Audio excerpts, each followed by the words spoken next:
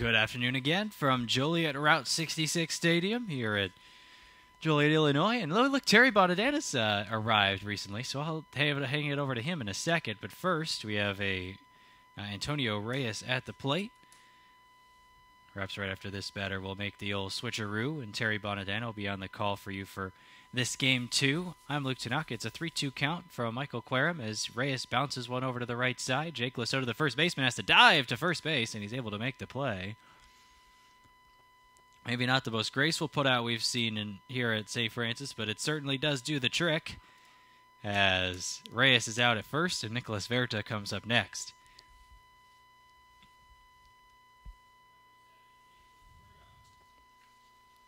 An out's an out is an out, as long as you could get it, and that's exactly what Jake Lesotho just did, getting the first out of Game 2 here. Saints took Game 1 by a score of 9-4. First pitch is a swinging strike.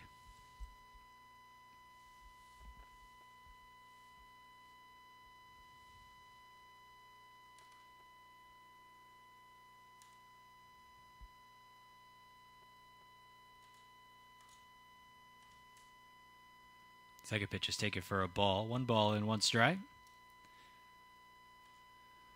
Anthony Farron with a big swing in Game 1. 2-run homer. Saints scored 5 runs in the 3rd inning. There's strike 2 to Verta from Querum. 1 ball and 2 strikes. John Reardon got the win in Game 1 for the Saints. Querum holds and then fires. This one bounced sharply to second. Picked up by Peterson. He throws to first in time for the out.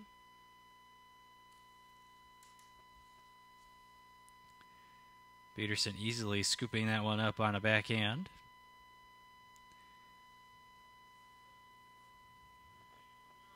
Now Enrique Rivero hit a 3-run homer in Game 2 in the 6th inning, or excuse me, Game 1, 6th inning of that contest. That one bounced back up the middle and past the dive of Dustin Krob out into center field.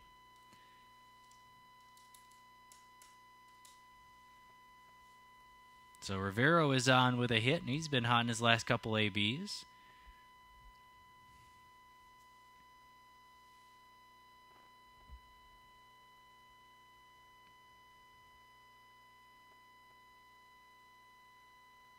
Now Zach Verta to the plate. Verta wears number 22 for Calumet St. Joseph. Rivero takes his lead, and Verta fouls it back to the screen.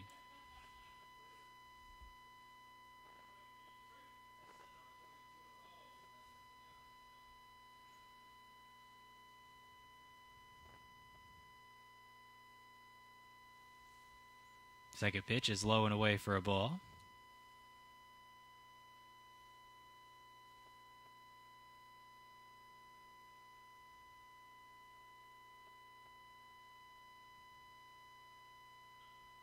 This one ripped into left center, and that one's going to get down over Dustin Krob for a hit. And now 2 hits for Cal St. Joe here in the opening inning. That sends up 2 men on and 2 men out for Quinones. Diego Quinones, the catcher in both contests today.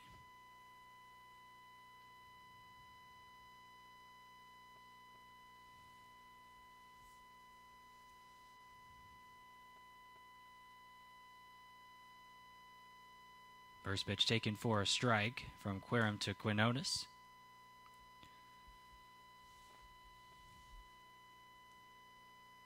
Oh for 3 for Quinones in Game 1. Pop out to the pitcher. There's strike 2 called. Ground ball to third, and then a fly ball to right.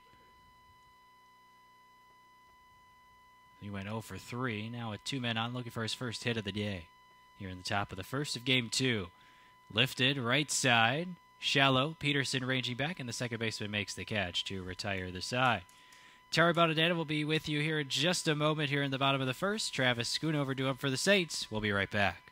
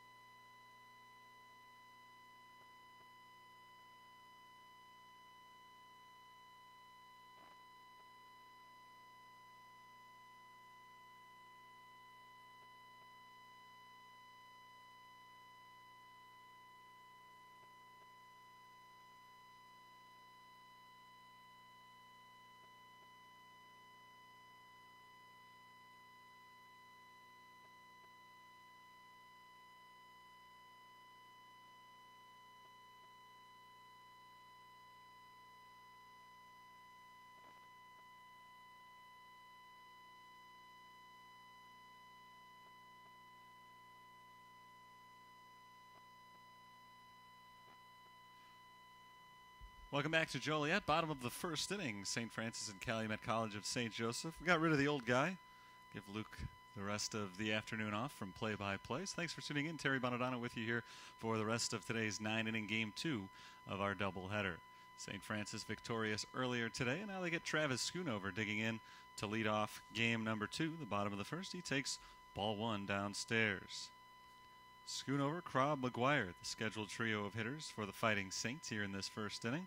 So the next offering is chopped to the right side, foul, and that ball goes as strike 1. So the count evens up 1-1 on the veteran outfielder Schoonover. Doing the pitching for Calumet College of St. Joseph here in Game 2 is the junior Justin Courtlang. Courtlang from Lake Elsinore, California. Sends one Schoonover's way, and he grounds it up the middle for a base hit. A roller straight out to center field, and a good start for the Fighting Saints as Schoonover has himself a single. Entered play today, hitting .244 for the season. .373 on base percentage as the leadoff man for the Fighting Saints. And that brings up Crobb.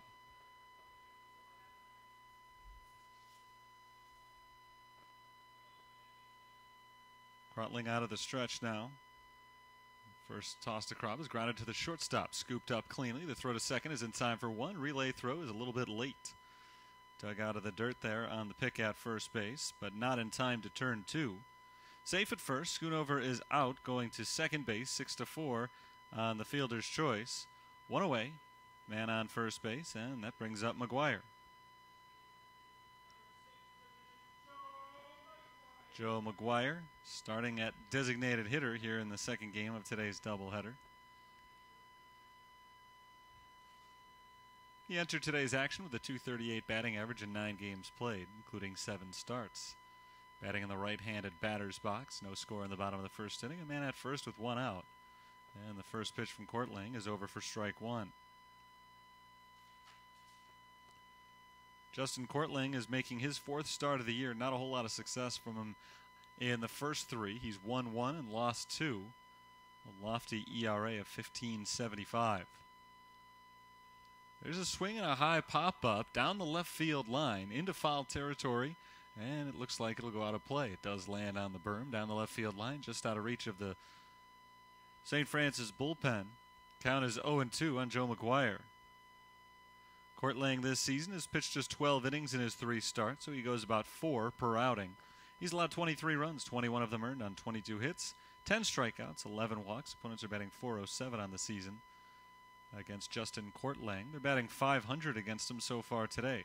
Schoonover singled, Crobb grounded into a fielder's choice. He's at first with 1 down, and he's trying for second. He takes off, sharp grounder to short, scooped up cleanly. The throw to first is in time for the out, but because the runner was on the move on that play, no chance to turn 2.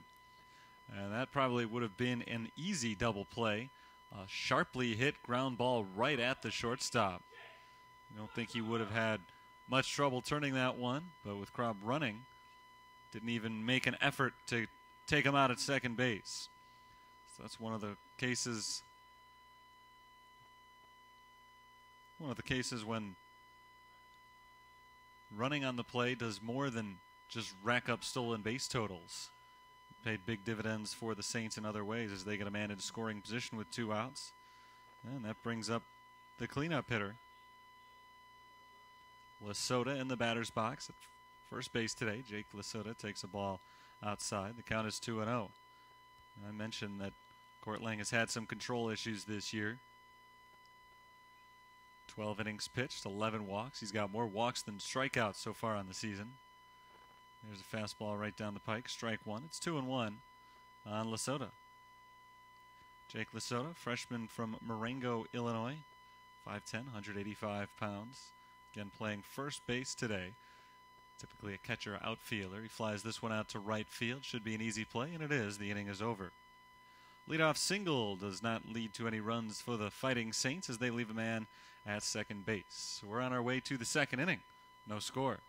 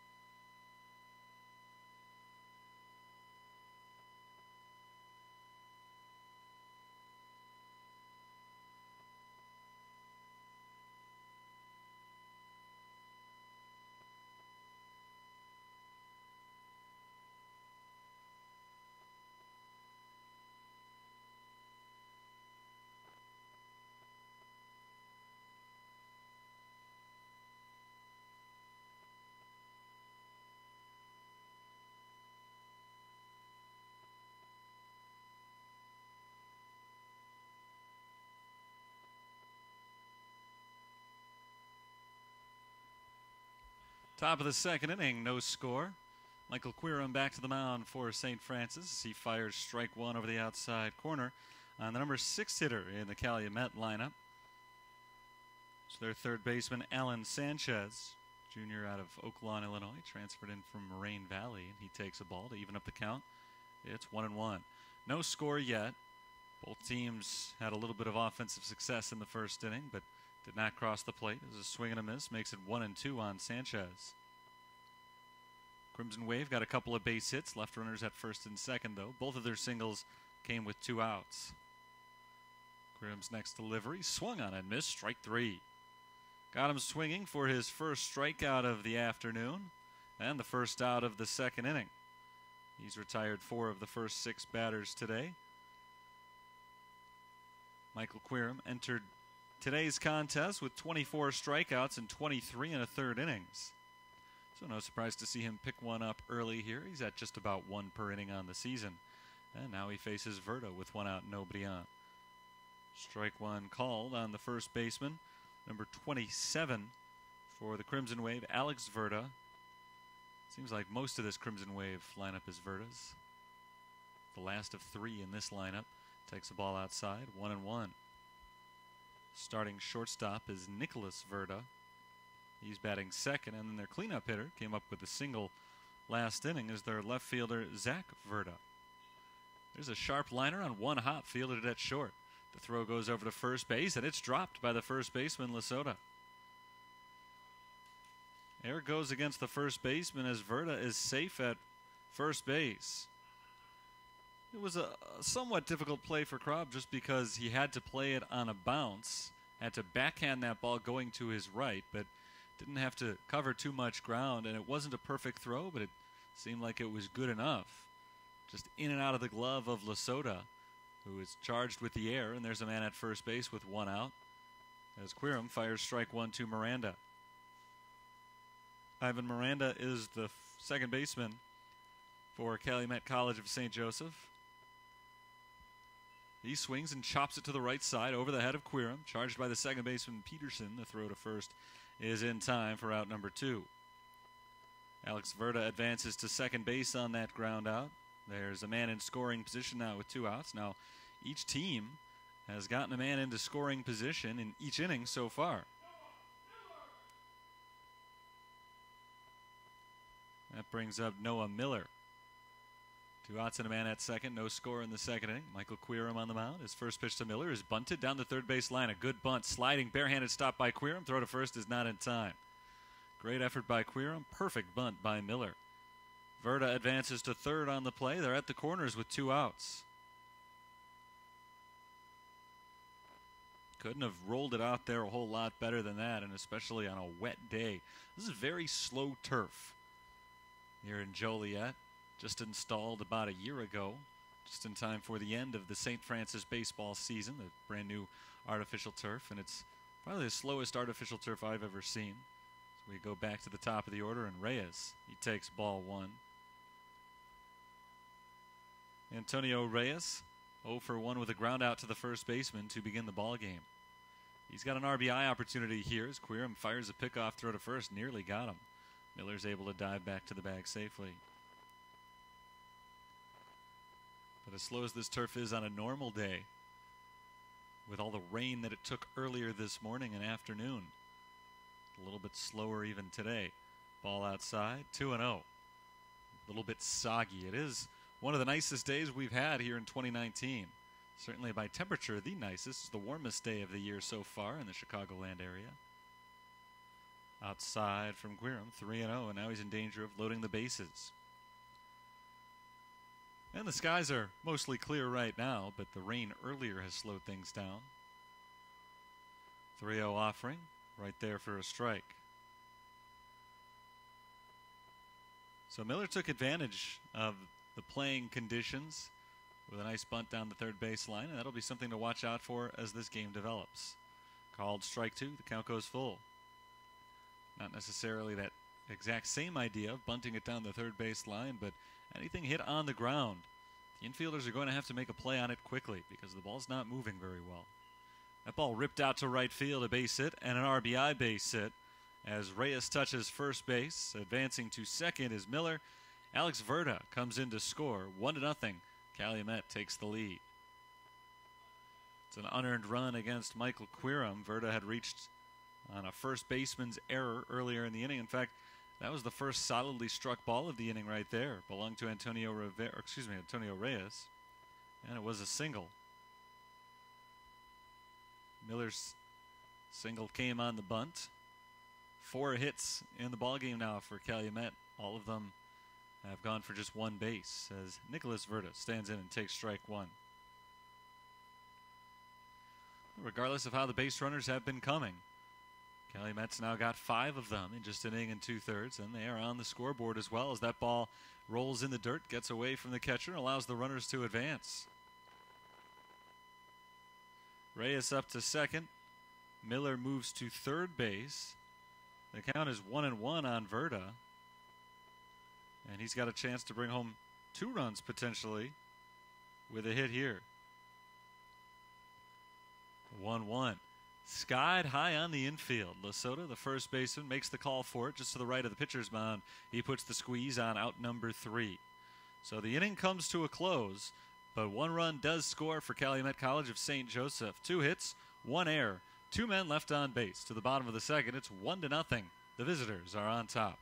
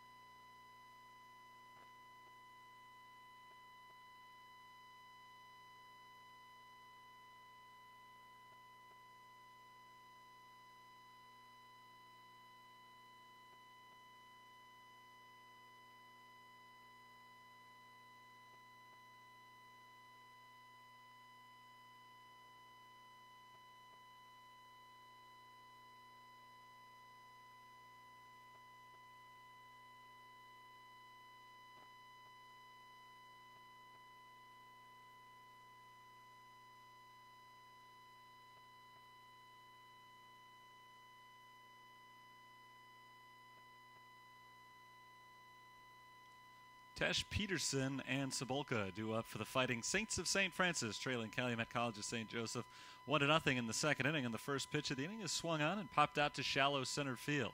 Coming in is Reyes. He makes the catch. And Tesh is retired for out number 1. Josh Tesh now 0 for 1 in the ball game. 4 straight have been set down by Justin Courtlang after the leadoff man reached on a single against him in the first inning. Here's Peterson. Second baseman for St. Francis today. John Peterson, a sophomore from Palos Heights, takes a strike over the inside corner. Peterson entered today's doubleheader with a 133 batting average, just 4 for 30 on the season. He takes a ball low and in. The count evens up at 1. Stats are not always what you'd like them to be at this stage of the year. The schedule in this part of the country is such that nobody really gets a chance to play early season home games because of the weather. So that ball is foul tipped into the catcher's glove. The count is 1-2. St. Francis spent last week down in Florida. Calumet was out in Texas. Here comes the 1-2 pitch. Ball in the dirt, 2-2. Both teams had some very tough schedules. It's tough to begin with, all that travel and then having to play so many games. The Saints, for instance, played 11 games in 7 days as that ball's popped up into foul territory over the St. Francis dugout. Is there enough room? There is indeed. Just enough room there for Sanchez to reach over and make the grab, retiring Peterson for out number 2. Nice catch by Sanchez as he was able to hold his footing know exactly where he was on the field. Establish that ground in front of the railing. And still have the wherewithal to reach over and make that catch look easy. 2 up, 2 down. Court Lang has set down 5 in a row. And here's the catcher, Cebulka. He checks his swing and takes the ball downstairs, 1-0.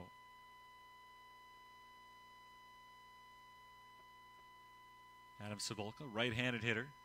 Junior backstop. Swings and lofts it into shallow right center field. Tough play for either outfielder. Sliding and making the grab out in right field is Miller. He's had quite a day so far. Big 2-out single last inning during a run-scoring rally, and now a sliding catch to save a potential 2-out rally for the Saints. It's a 1-2-3 second inning worked by Court Lang. We head to the third, 1-0, Crimson Wave.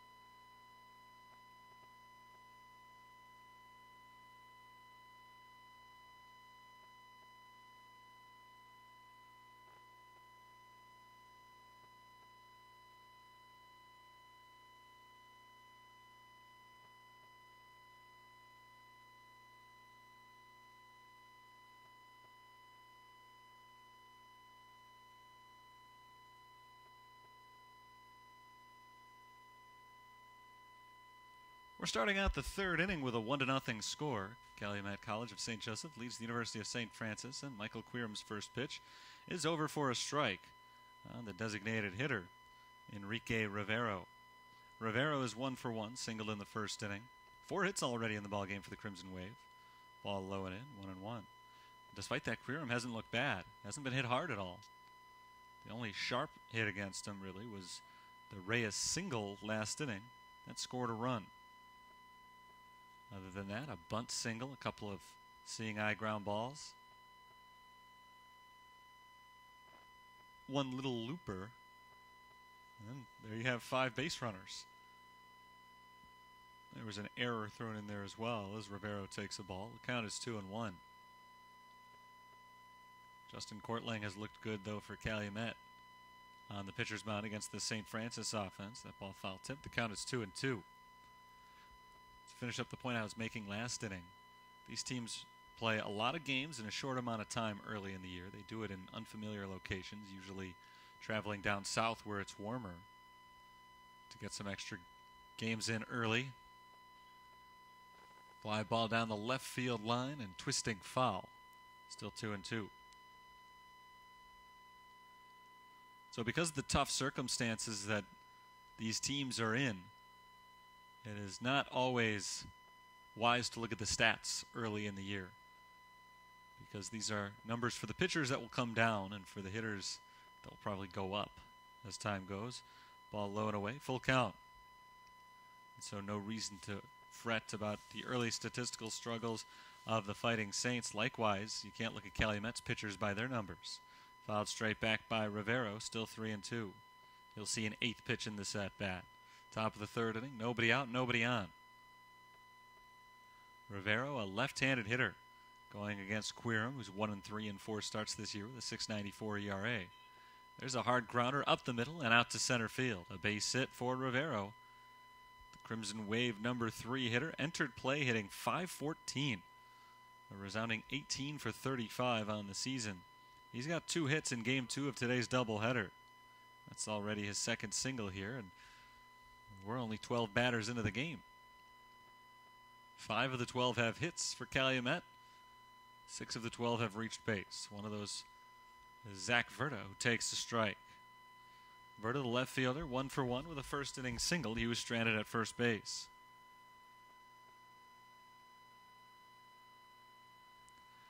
Zach is the youngest of the Verdas. He takes a ball, 1-1. Just a freshman. Batting in the cleanup spot today. He grounds it to the third baseman. Picked up. Throw goes to second for the force. Peterson's relay. Not in time. Close call at first base. Didn't quite go the Saints' way. They'll take the result of the play. A 5-4 put out in the first out of the inning. But Verda does beat the relay throw to first base, so he's safe on the fielder's choice.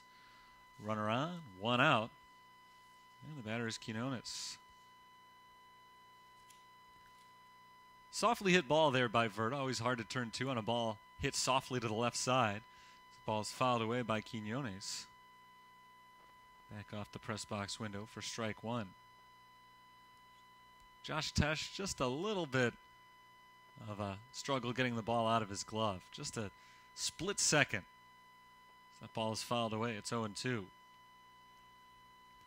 If he had made that play as cleanly as could be, maybe they get 2, but he made it close to perfectly. Not anything to complain about there.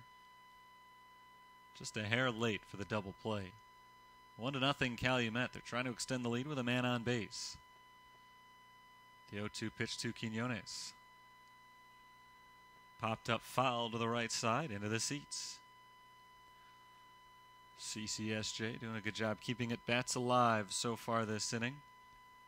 Rivero led off the frame with a single on the 8th pitch of his at-bat.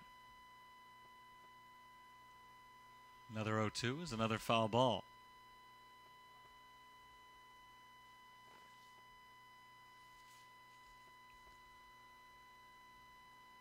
One on, 1 out.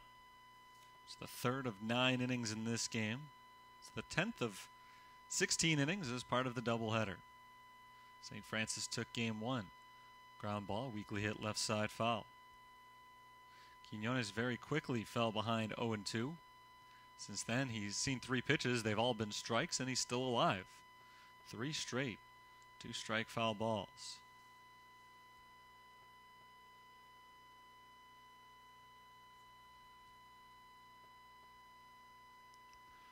Quirum trying to put him away once and for all, but he can't do it.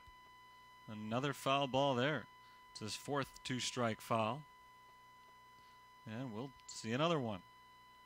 Another 0-2 pitch, that is. Whether or not it's another 2-strike foul, I couldn't say. Not quite yet. But the answer is yes. It is another foul ball. This one's straight back and over our heads. He's seen 7 pitches so far in this at-bat. All of them strikes. Here's the 8th pitch for Michael Quirum, who comes into the set position. Ground ball into fair territory this time, and between the third baseman and shortstop out to left field. That's a hit for Quinones and a hard-earned hit. 2nd of the inning, the 6th hit already in the game for the Crimson Wave. And that came on the 8th pitch of the at-bat. Quirum was in the strike zone the entire time, but couldn't get Quinones to go down. After 5 consecutive foul balls, he finally straightens one out, puts it into fair territory and out to left.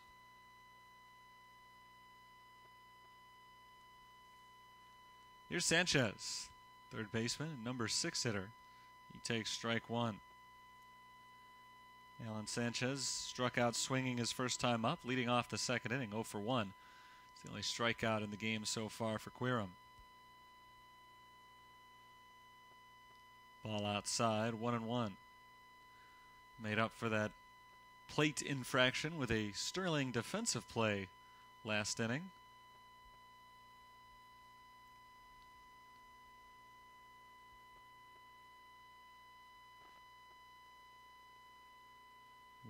Is golfed foul off to the right side, 1-2. Long innings so far for Quirum, who's still looking for his 2nd out. A couple of singles for Calumet, a couple of long at-bats.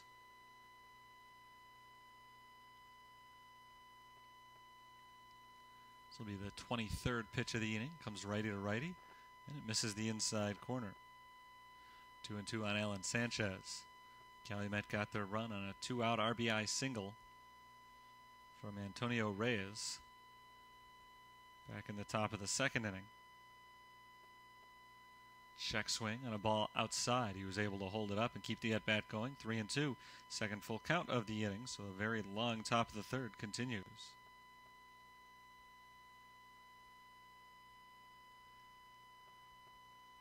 Quirum sets and deals.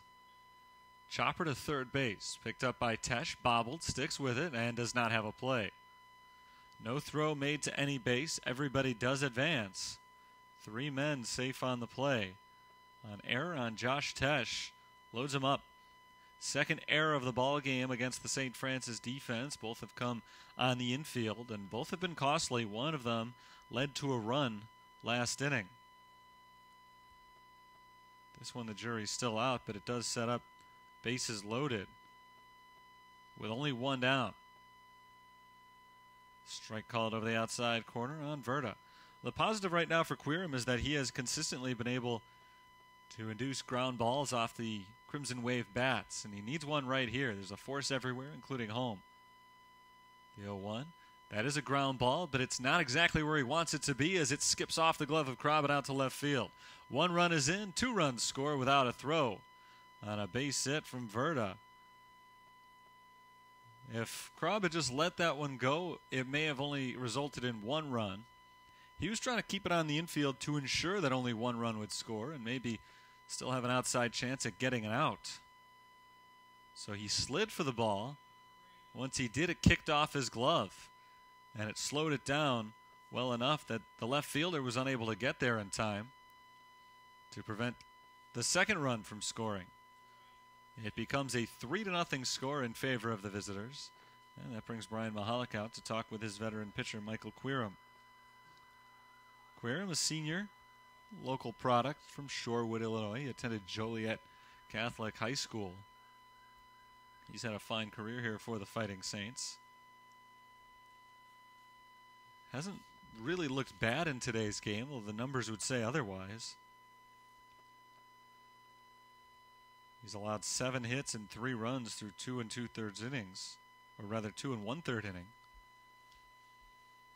2 of the runs to this point, or at least 1 of the runs to this point, unearned.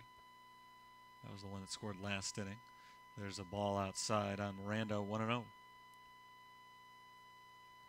Sanchez is at second base.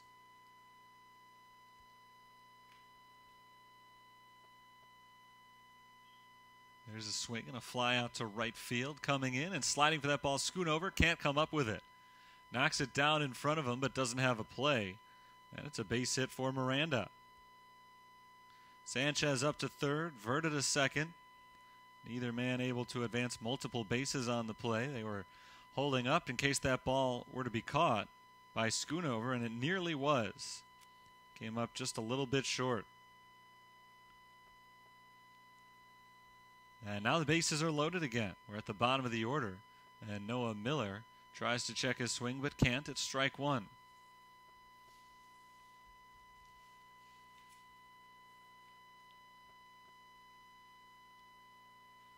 There's a liner to the left side. Gloved on 2 hops by Cobb. The shortstop throws to second for 1. The relay throw not in time. Close play at first base, but a run scores as the inning continues.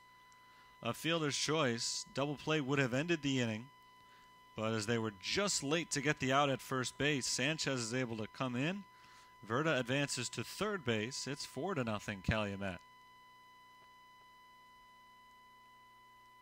Miranda put out on the play, but Verda's still alive. He's now standing at third base. Back to the top of the order, and a called strike 1 on Antonio Reyes. Reyes is 1 for 2, had a 2-out RBI single last inning. Grounded out to first base, back in the first. Saints have a right-hander warming up in the bullpen as Quirum breaks one over the outside corner for a strike. The count is 0-2. 2 outs, 2 on. Has not been a great inning for Quirum, but he's 1 strike away from finally getting to go back to the dugout. Here comes the 0-2 pitch. Lifted high and foul off to the left side, out of play. Still 0-2. The Saints, when they come to bat in their half of the third inning, have Harper, Schultz, and Schoonover due up, 8, 9, and 1 batters. And they'll have some work to do. Still 7 innings of offense to go for the Fighting Saints.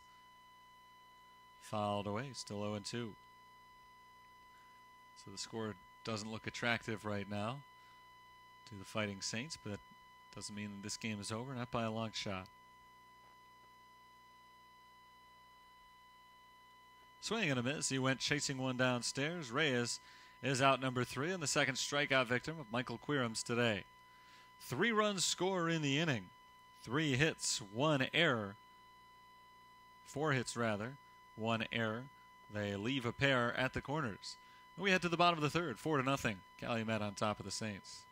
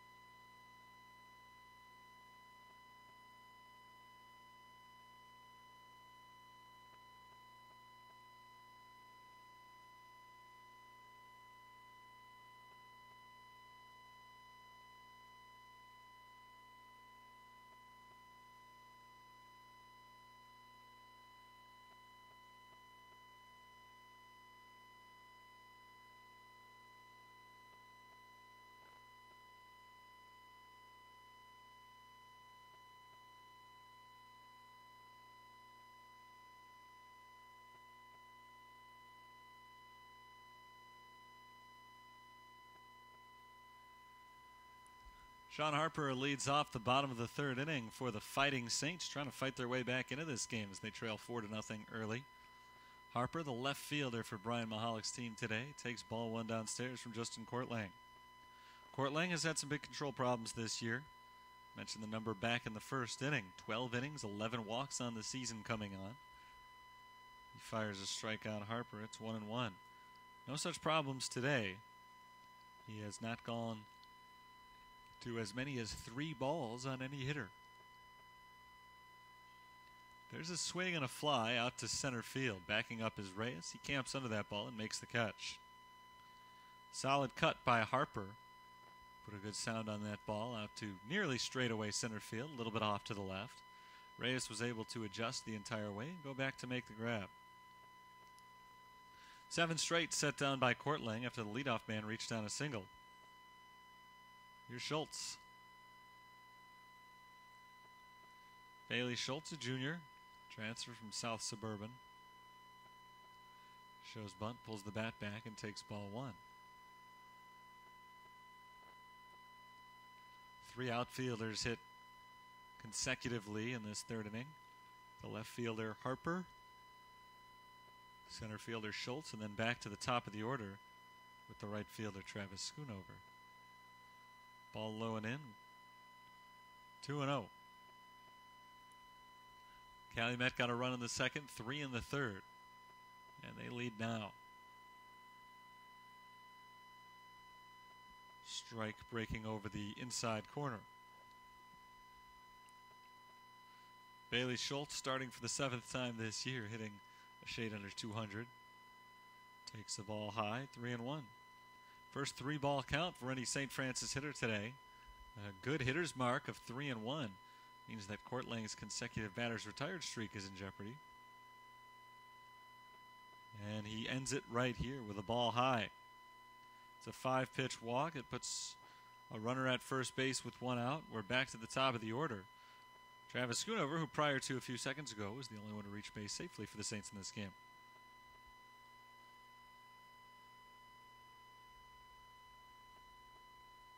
Schoonover is 1 for 1. He singled in the first.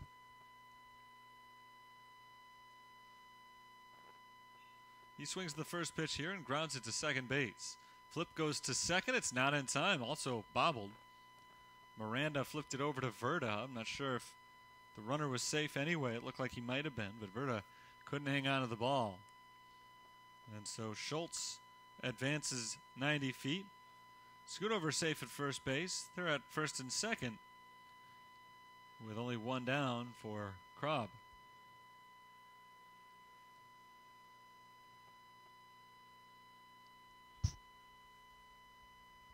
Dustin Krob with 2 men on, 1 man out.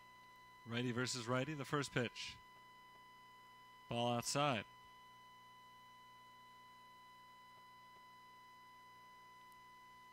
Saints trying to chip away with at least a run or two here in the bottom of the third to answer the crooked number that Calumet put on the board in the top of the inning.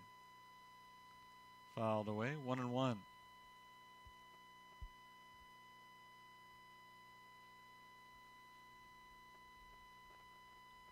Conference game number 1 for both of these teams, who are off to somewhat disappointing starts. A lot terrible by the conference's standards. In the dirt, 2-1.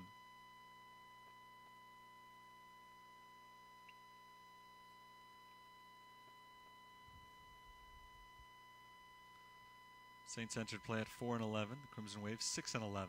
There's a grounder to short, sliding stop by Verda, and no play anywhere. It's an infield single, and the bases are full of Saints.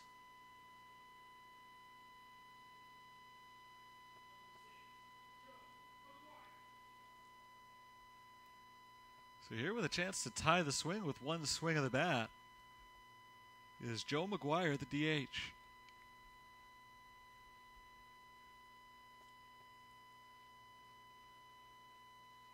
McGuire hitting just .238 so far this season, but he's shown a little bit of power. One of his 5 hits went for a homer, and one went for a double. This ball gets away on a check swing. He went around for a strike, but the runners all advance, including one across home plate. Bailey Schultz scores and gets the Saints on the board for the first time. 4-1. Everybody else moved up as well, meaning no longer is there a force available anywhere but first base.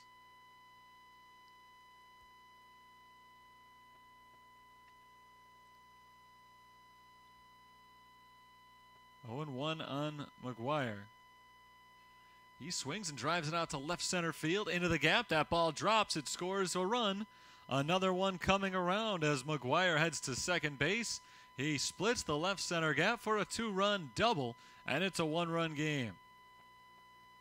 Big at bat for Joe McGuire as he picks up his 3rd extra base hit of the year among just 6 hits total.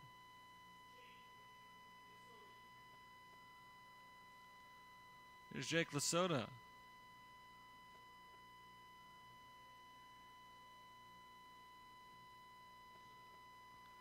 Quick meeting on the mound as Courtlang, who cruised through 2 innings, is starting to struggle here in the 3rd. He retired 7 of the first 8 men he faced. Just 1 of the last 4. Actually, really none of the last 4. Lasota hits a ground ball to the left side, sliding. It's under the glove of the shortstop, Nicholas Verda. Around to score the tying run is McGuire, and it's 4-4. A lot of offense early in this game. Give Lasota an RBI for that single. And that's 5 straight men to reach base for the Fighting Saints.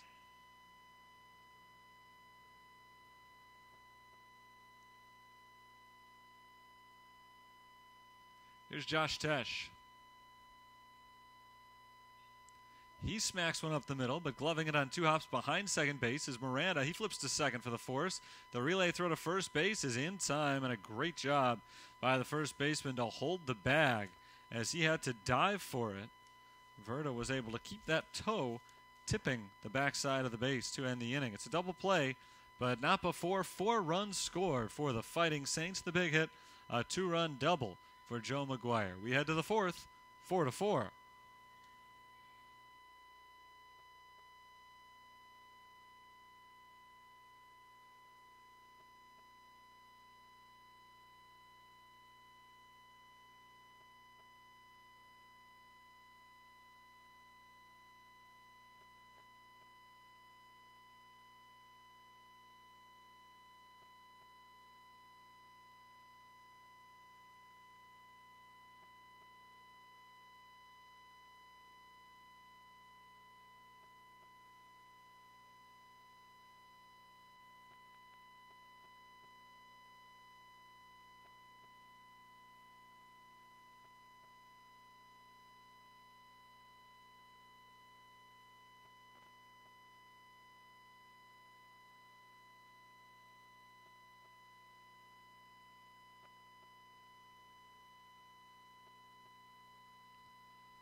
We're back for the conclusion of the bottom of the third inning. Runner at first, 2 outs. They've changed the call on the field. So back to the batter's box, or back to first base, I should say, goes Tesh, and Peterson is the batter, fouling off the first pitch for strike 1. So change the call at first base. It's a fielder's choice, not a double play. Score is the same. It's 4-4. And there's a man on with 2 outs, an 0-1 count on Peterson. Keeping a close eye on him over at first base, on Tesh, that is.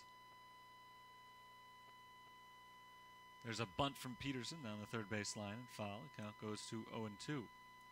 I mentioned earlier, good chance we'd see some guys try to drop some bunts down on a slow-moving infield today. Ground balls would be big. They have been. Both teams have really pounded it into the ground. Both pitchers have got to feel good about that, but not so good about the number of outs that have occurred behind them. Somehow these offenses have done a great job of just finding the empty spots on the infield. We've seen 12 total hits in the game. 8 of them belong to the visitors, 4 to the Fighting Saints. Ball inside, 1-2. Peterson is 0 for 1, popped out to third base. His first time up. Righty to righty, the next toss. Down in the dirt, runner goes, and he takes second base easily.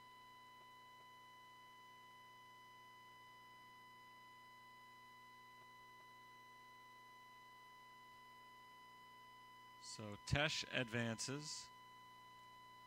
He's in scoring position with 2 down. 2-2 on Peterson. And now they'll bring in a new runner at second base. John Reardon is coming on to do the running at second, after Tesh was just able to take second all on his own. Got some help from the ball being in the dirt, but it looked like he was going even before that point. Here comes the 2-2 from Courtlang to Peterson. Time called first. Very long third inning. Calumet scored 3 in the top half of the frame. St. Francis has responded with 4. The inning's already had 1 false ending. There's a tapper back to the mound. Courtlang gloves it, flips it underhand over to first, and ends that long inning I was just talking about. 4-run score for the Fighting Saints. The false ending came after a near double play. They changed the call to fielder's choice. Didn't lead to any extra runs. We'll head to the 4th, 4-4.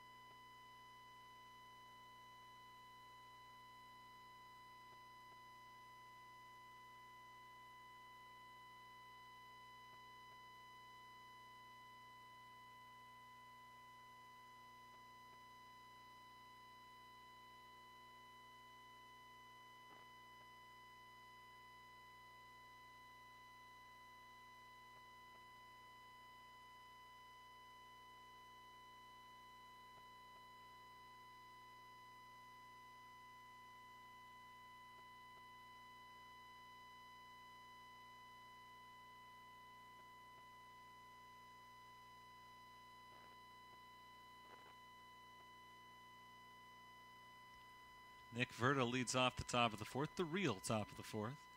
Takes a strike over the inside corner. 4-4. We're tied as we start the 4th of 9 innings. Thought we were moving on to the top of the 4th once before after a call was reversed. We had to come back and conclude the bottom of the 3rd inning. As that ball misses outside on Verda, the count evens up at 1. Nick Verda is 0 for 2. He's grounded out to second. He's popped out to first base. He grounds this ball down the third base line and foul. It's 1-2. Calumet's got 4 runs on 8 hits for St. Francis, 4 runs on just 4 hits. Calumet has certainly spaced out their safeties. Flipped out into shallow center field. It's playable. Backing up, Peterson makes the grab. Verda's retired, out number 1.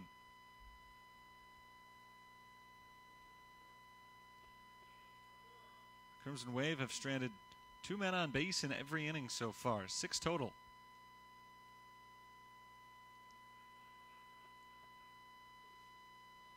Here's Antonio Rivero. He takes strike 1. Enrique Rivero, excuse me.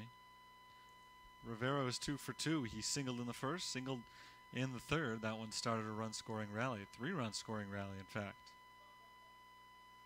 Ball inside makes it 1-1.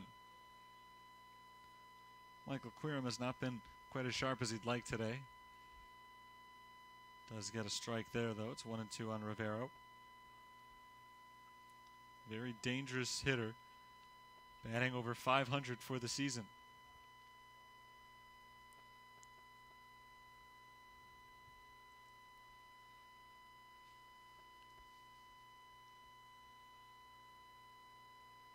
Here comes the 1-2.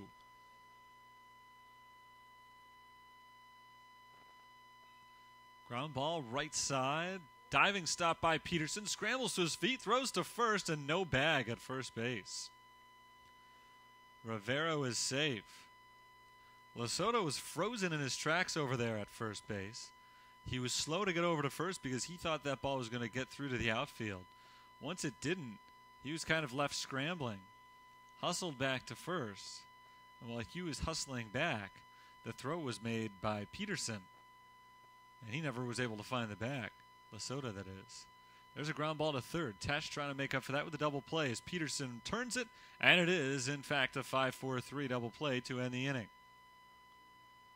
So the Saints get out of it unfazed just the same for the first time today. Crimson Wave don't leave anybody on base to the bottom of the 4th. It's 4-4.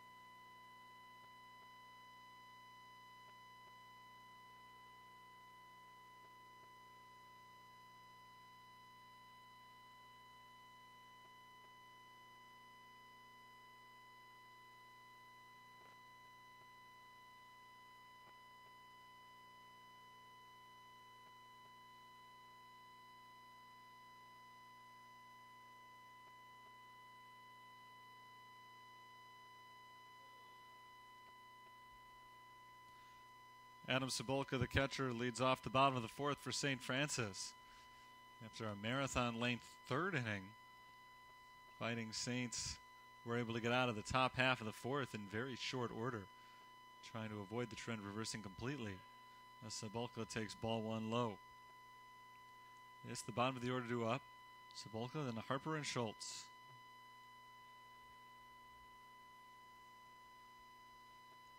1-0 toss from Court Lang is grounded to the shortstop. Scooped up cleanly by Verda. The throw to first pulls Verda off the bag, but he applies the tag for out number 1. Well, that is 2 separate guys. Nick Verda at short, Alex Verda at first.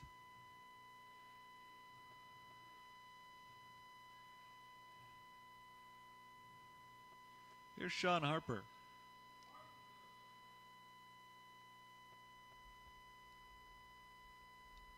Harper is 0 for 1. Flew out to center. This time he singles to center. Left center field anyway. Solid line shot. Harper is 1 for 2, and there's a man aboard with 1 down for Bailey Schultz. Schultz is the one who started that 4-run rally for the Saints in the bottom of the 3rd inning. He drew a one-out walk that got it going.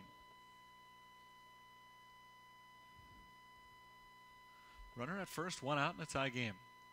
Fifth hit for St. Francis so far. Bunted foul for strike one.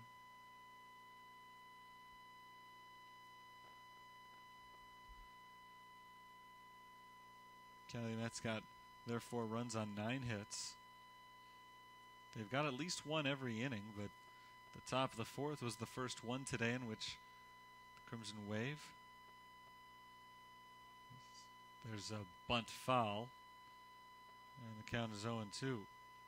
It's the last inning which the Crimson Wave stranded fewer than 2 runners. So they didn't have as many opportunities. They tried to make the most of the ones they did, but were not able to score.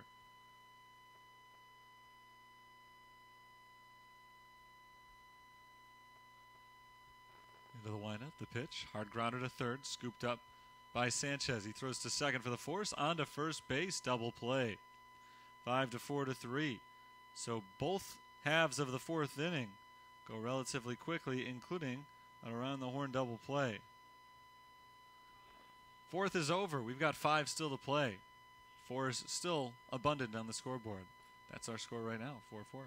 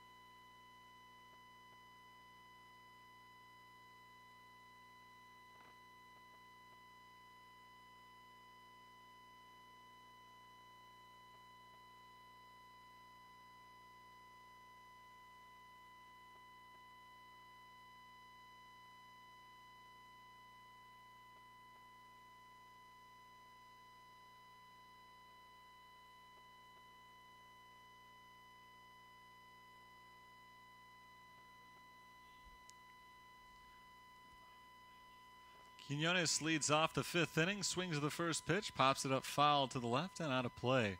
It's strike one on the Calumet catcher.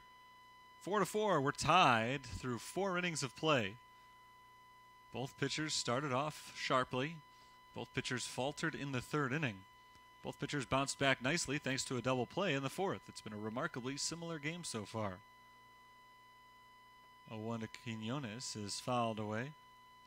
And that makes the count 0-2. Diego Quinones is a junior from Puerto Rico.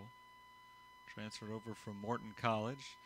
Hitting in the 5-hole for Calumet.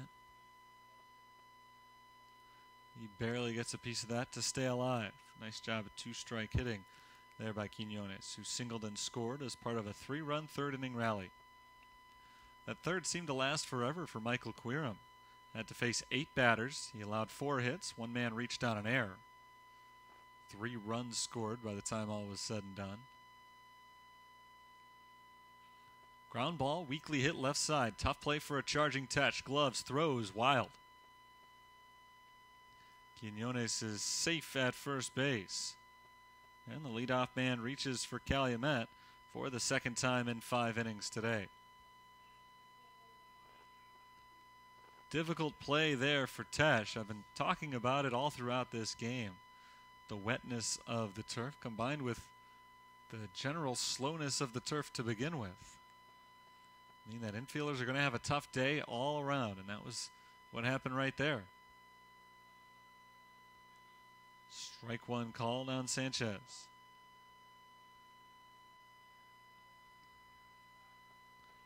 Alan Sanchez 0 for 2 with a strikeout. Pick-off throw to first base and nearly gets away from Lasota. He's able to stick with it, though.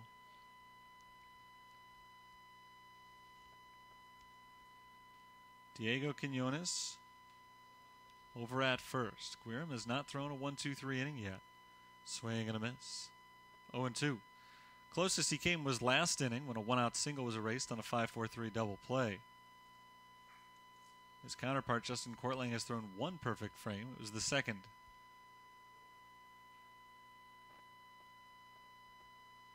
1-2 the count on Sanchez. Quirum and company keeping a close eye on Diego Quinones over at first base. There's a swing and a miss for strike 3. Third strikeout of the ball game for the senior Quirum. One down in the 5th. Force still in effect at second as Alex Verda comes up. Verda's had a nice game. He's been on base twice, 1 for 2. And he's trying for a third time as he lost one into shallow left. Backing up and making the catch is Dustin Krob. Nice job sticking with that ball, as it wasn't hit all that hard from Alex Verda, but it looked like it might be hit a little bit too high for Krob. He was able to get back on it quickly, reach his glove over his head, and make the catch on the run for out number 2. Softly hit ball, but nearly to a perfect spot. About 10 feet further out would have been just right for Alex Verda. Instead, he's the second out of the inning, and Ivan Miranda is the batter with a runner at first. 2 outs. Tie game in the top of the 5th. Strike over the outside corner. 0-1 on Ivan Miranda. 1 for 2 with a single and a ground out here in Game 2. Saints took the opener of the doubleheader, improving to 5-11 on the season. Crimson Wave dropped to 6-12. Miranda swings through a fastball. It's 0-2. Quirum 1 strike away from getting out of the inning. His pitch count starting to get up there. Like to be able to get out of this 5th inning strong. And not need to utilize the arm throwing down in the bullpen, which I believe belongs to Hunter Morawski. 0-2. Fouled back off the screen.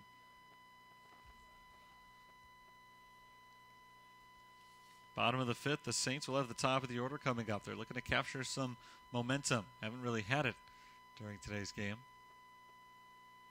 except in the bottom of the 3rd, I guess. Fouled back off the screen again when they trailed 4-0 and were able to come back, erase that deficit, all in just 1/2 inning's work.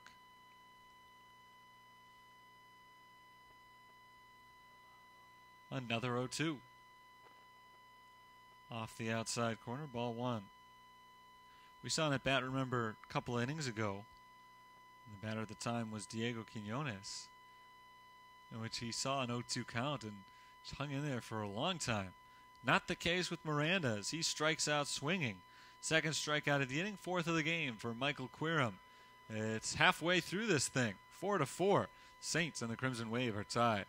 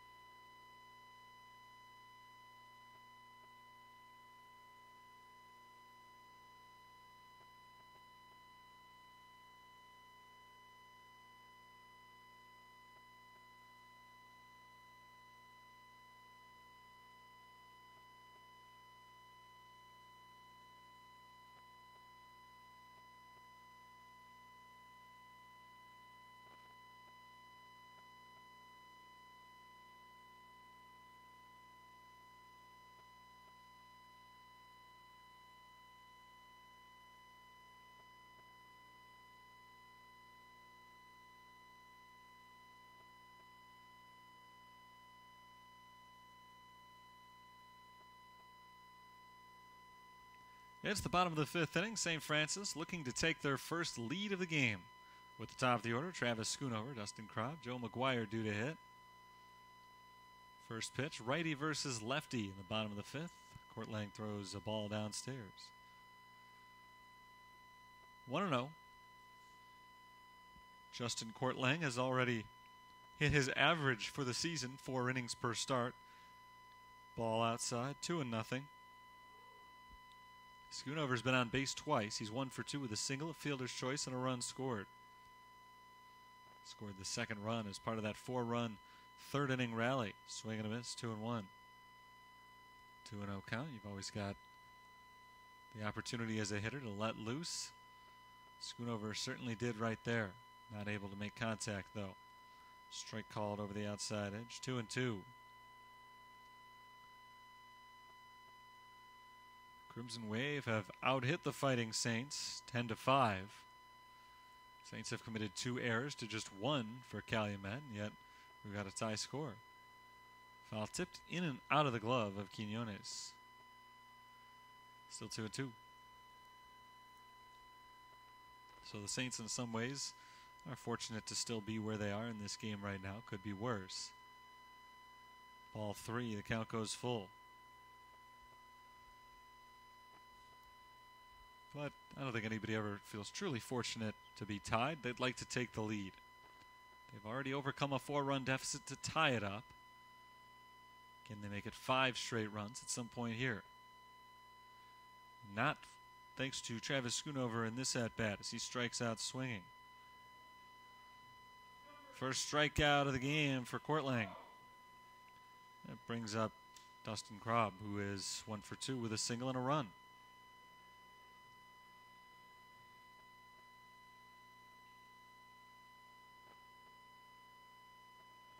Singled back in the third inning. He takes a ball low here.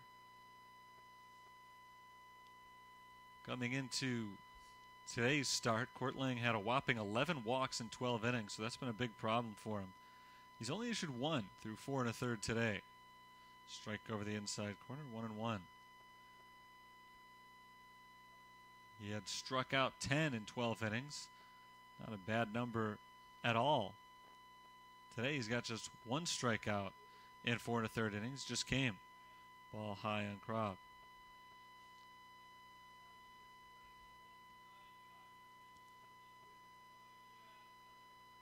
Here's the 2-1. Ball 3. In some ways it's been an atypical game for Calumet College of St. Joseph. That ball is smoked out to right center field and down for a hit. A single for Dustin Krob. He's on base for the 3rd time. It's his 2nd hit of the afternoon's game. And there's a man on base with 1 out for Joe McGuire.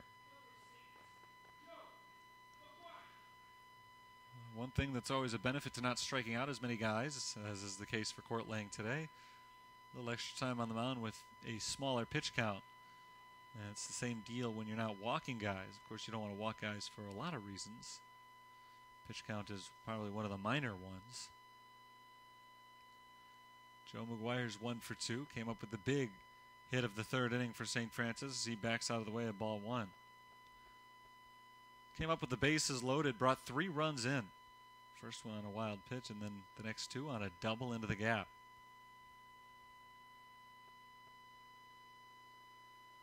Trying to hit the ball hard again right here. The 1-0. He had that swing as though he were trying to hit it a mile. Not able to make contact. The count is 1-1. The score is 4-4. 1 ball, 1 strike, 1 out. A lot of repetition up on the scoreboard right now. There's a swing and a high fly out to left field. It's deep, but apparently playable as the catch is made by Zach Verda, drifting back to the warning track. 2 down. Krob retreats to first. McGuire didn't quite get all of it. Verda tracked it back, and for a moment it looked like it might go over his head, like he had misplayed it, maybe going back a little bit too casually. But he ended up making the catch on the move back towards his left. So McGuire is out number 2, and Jake Lesota is batter number 4 this inning with a man at first. Dustin Krob singled with 1 out in the inning.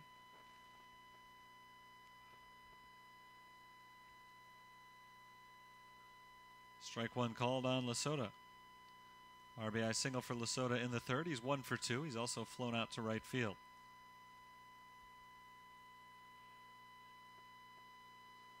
Runner goes. The pitch is taken outside for a ball. Throw to second. Close, but not in time. It's a stolen base.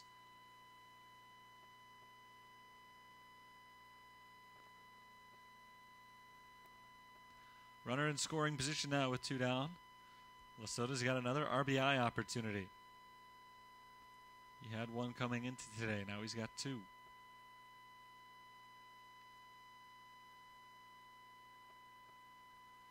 One pitch to him. Gets him in the arm, but I don't know if he's going to get first base here. Lasota was plunked in the arm, but didn't make much of an effort to get out of the way, so home plate umpire is telling him he's got to stay in the batter's box. It is a ball, I believe, or did it get the bat? In which case it would be a strike. Thought it got him up on the arm. On the upper arm. The count is 1-2. So 1-2 on Lasota. 2 outs and a runner at second base. Next pitch. Roped out to center field, but hanging up in the air long enough for the shortstop Nicholas Verda to come over and make the catch. The inning is over. Nice play by Verda to end the bottom half of the fifth. St. Francis inching ever closer, but not quite able to get that go-ahead run across as they leave a man at second base. We head to the sixth, 4-4. We're tied.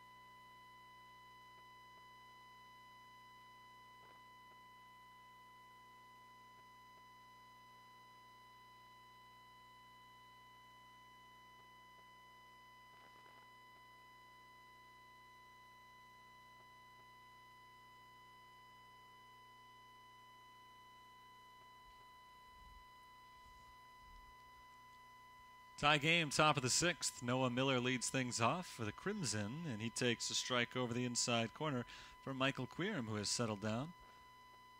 Saints had relievers warming up as early as the third inning, but Queerham still going strong in the sixth as he misses outside for ball one.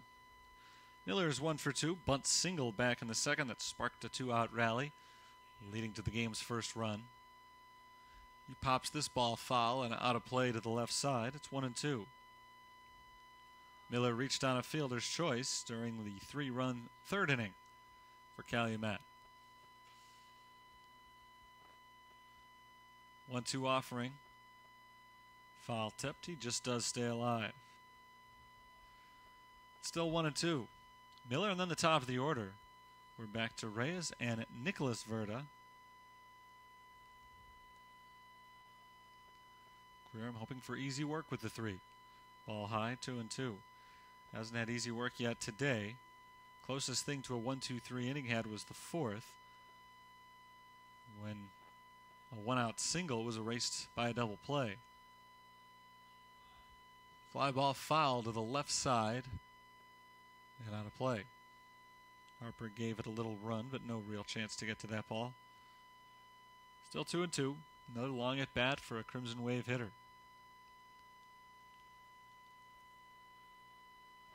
Queerham pitching out of the stretch from the first base side of the rubber. Sets for the 2-2. That ball drilled into right field, but right at Travis Schoonover. Hard hit, but an easy play. And there's out number 1. Scoon over Johnny on the spot that time. One out in the the top of the 6th inning. Antonio Reyes is the batter. And Reyes pops one up, foul to the left side. Tesh giving it a run, but can't get there. Lands just over the railing. Down the shallow left field line. Out of play. 0-1 on Reyes, who batted once in each of the first 3 innings, but is now hitting here in the 6th for the first time since the 3rd. He's 1 for 3 with an RBI single. He's also struck out once. Something that Michael Quirum doesn't do a lot of, strikeouts. There's a bouncing ball back up to the pitcher. Quirum's able to snare it, flip it over to first, and it's out number 2. 4 strikeouts in the game for Quirum. 2 of them came in the 5th inning.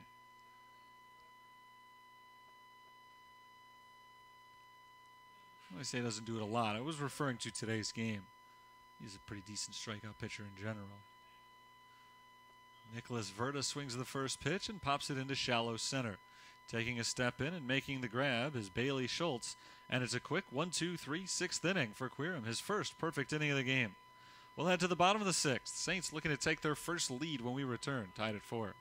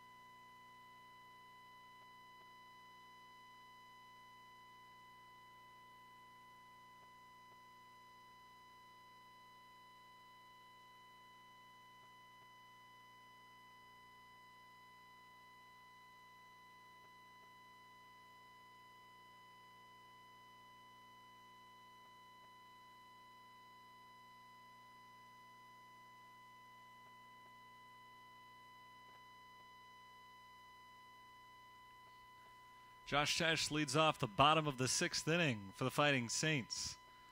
Tie game, 4-4, as Tesh takes a ball low and outside. Josh Tesh is 0 for 2. He popped out to center field in the 2nd. He was involved in a bizarre fielder's choice in the 3rd.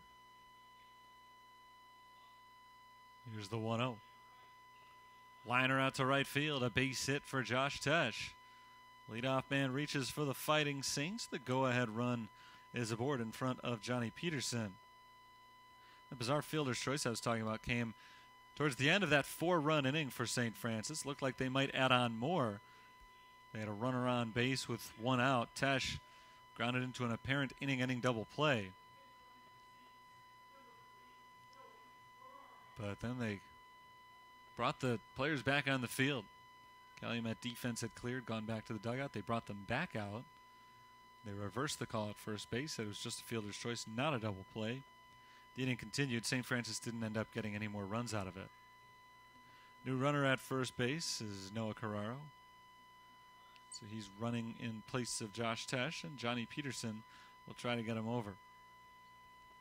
Peterson is 0 for 2. He's popped out to 3rd and grounded back to the pitcher's mound.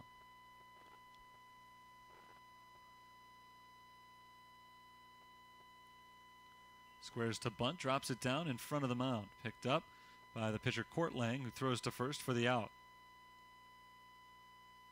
1-3 on the putout. It's a successful sacrifice for Peterson. He does just what he's called on to do. He got him over. And now the bottom of the order will try to get him in. Adam Sabolka is the catcher. Sabolka 0 for 2. He was robbed on a sliding catch by right fielder Noah Miller back in the 2nd inning. Grounded out to short when he led off the 4th. He's also just trying to get the runner over if he has to, but he'd like to get him in. Popped up foul to the right side, not a play. Strike one on Cebulka. Carraro's at second base, pinch running for Josh Tesh, who led off with a single. It's the bottom of the sixth inning of a tie score. Neither side has found the scoreboard since the third. Pickoff throw to second. It gets out to center field as it skids away from Ivan Miranda. But diving headfirst back to the bag, Carraro didn't have time to get up and go to third. And so he stays put at second base, still in scoring position with one out.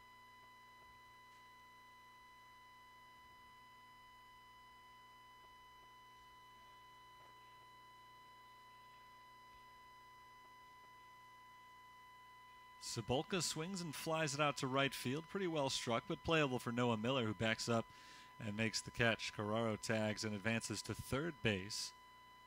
2 down. Go ahead run just 90 feet away now for Sean Harper. We look back to that pickoff play at second base.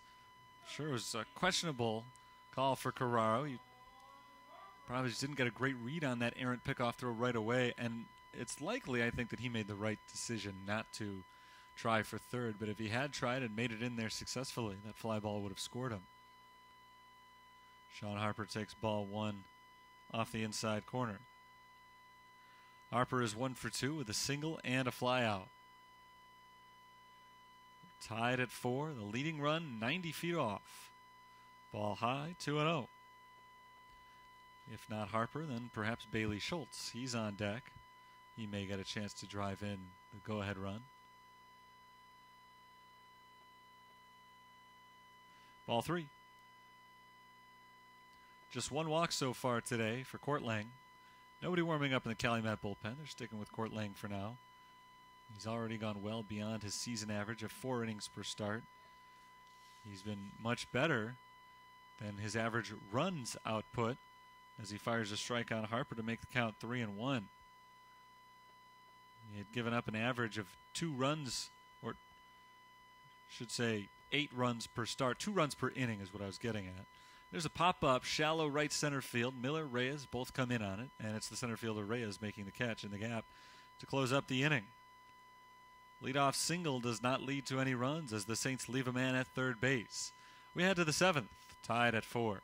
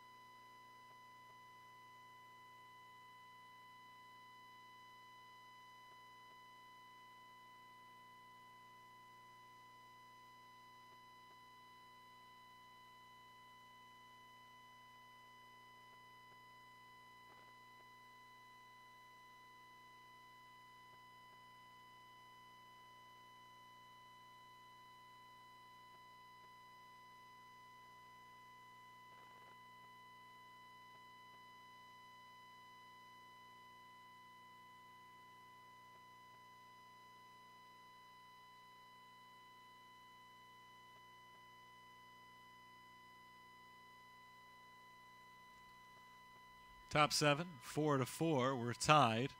Michael Quirum still doing the pitching for the Fighting Saints. The starter, who has been lights out ever since a shaky 3rd inning, misses for ball 1 on Rivero to begin the 7th. Rivero has been on base all 3 times up today as he takes a strike. It's 1-1. Enrique Rivero, the DH, singled in the 1st, singled in the 3rd, singled in the 4th inning. He grounds this ball to the shortstop. Scooped up and thrown to first by Krob for out number 1. So Rivera is retired for the first time today, and Quirum has retired a game-high 7 players in a row. New third baseman for the Fighting Saints here in the 7th inning after Josh Tesh was pinch hit for last inning. Jonathan Wolf is in at the hot corner. Zach Verda stands in. There's strike 1. Verda is 1 for 3. Grounded into a double play his last time up. But he's got a single. He's reached on a fielder's choice and scored a run. This is a weak ground ball to the shortstop. Krob charges it, gloves it cleanly. The throw to first is in time for out number 2. Back-to-back 6-3 putouts. And a good start to this 7th inning for Quirum. Now he's looking for a good finish to it, all in short order. He's gotten his last 4 outs on just 8 pitches. Was not exactly economical with the pitch count early in the ball game, but he's allowed himself to stay in a little bit longer with these quick outs as Quinones steps in and flies the first pitch out to right field. Travis Schoonover is under it. He makes the catch and ends the inning. 1, 2, 3 go the Crimson Wave in the 7th. That's 9 in a row set down by Michael Quirum. And it's time to stretch here in Joliet with our score. Saints 4, Calumet 4.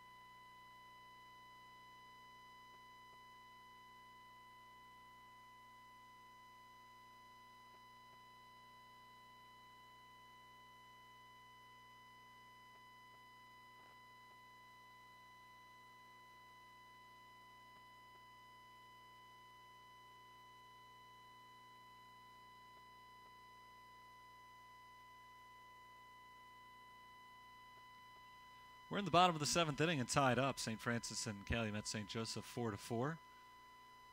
Saints trying to break the tie with their 9-1-2 hitters, Schultz, Schoonover, and Krob. And Bailey Schultz takes ball 1 low. Leadoff man reached base for the Fighting Saints in the 6th. Made him all the way over to third base. But he was stranded there. That's as close as they've come to breaking the tie since we've been in this position. Schultz takes a strike, 1-1. They got a man into scoring position in the 5th as well. Left him at second base.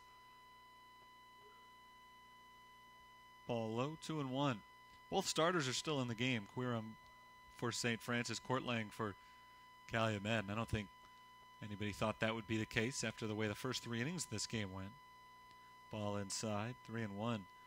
Quirum settled down after a shaky start. He gave up 8 hits in the first 3 innings. He's allowed just 2 hits in the 4 innings since then. There's a swing and a fly ball out to center field. Reyes tracks it in and makes a nice sliding grab. Good play by Reyes to retire Schultz for out number 1. Second sliding catch we've seen from a Calumet outfielder in this game. That brings up Travis Schoonover. Schoonover is 1 for 3 with a single. Reached on a fielder's choice, scored a run in the 3rd. Struck out swinging back in inning 5.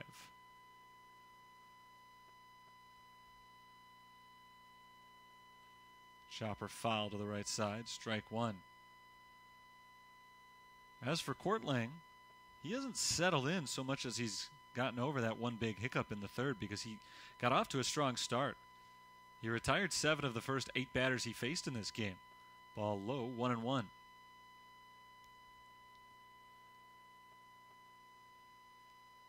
But from that point on, I should say that next inning, the third, really struggled as there's a sharp grounder right at the second baseman.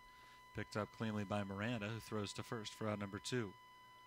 Third inning, he struggled, and ever since then, it's been lights out all over again. Here's the St. Francis shortstop, Dustin Krob, out for the 4th time. He's been retired just once, fielder's choice in the first. Since then, he's singled twice, he's stolen a base, and he has scored a run. He's the last chance for St. Francis in the 7th. 2 quick outs, and now Court Lang's looking for his first 1-2-3 inning since the 2nd. Ball 1 low and away.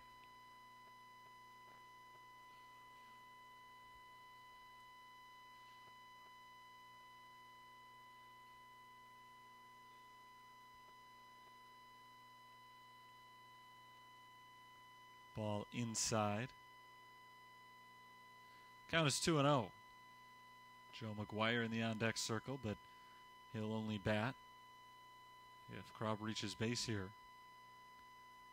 He's 1 ball away from doing just that as he takes low, 3-0. Any base runner at this stage of the game is enormous. Even a 2-out walk could be the difference in the contest. So a big 3-0 pitch is coming up from Court Lang. Nobody throwing in the Calumet bullpen. Justin Court Lang's 3-0 offering just barely clips the inside corner. And the count goes to 3-1. Nobody is throwing, I should say, in St. Francis's bullpen either. There's ball 4, low and in. First walk issued by Court Lang since the 3rd inning. It's just the 2nd in the game for a guy who had major control problems on his stat sheet prior to today. And here's Joe McGuire. McGuire had a 2-run double in the 3rd inning, the biggest hit of the game so far for St. Francis. It was his 3rd extra base hit of the season among his 6 hits total. Just missed another one in the 5th inning. Sent a deep fly ball out to left field. Ball ended up getting caught out in left center by Zach Vert as he was able to pull it in following a long run, but McGuire's been swinging the bat well. He's hit the ball hard in today's game. He's behind in the count here, 0-1. Runner at first base, 2 down. Runner goes. McGuire takes the ball up and in. The throw down to second base is in time, and the inning is over. Krob caught stealing. And despite the 2-out walk, the Saints don't score in the 7th. We've got 2 innings still to decide this one, and neither team is seizing it yet. 4-4. We're tied.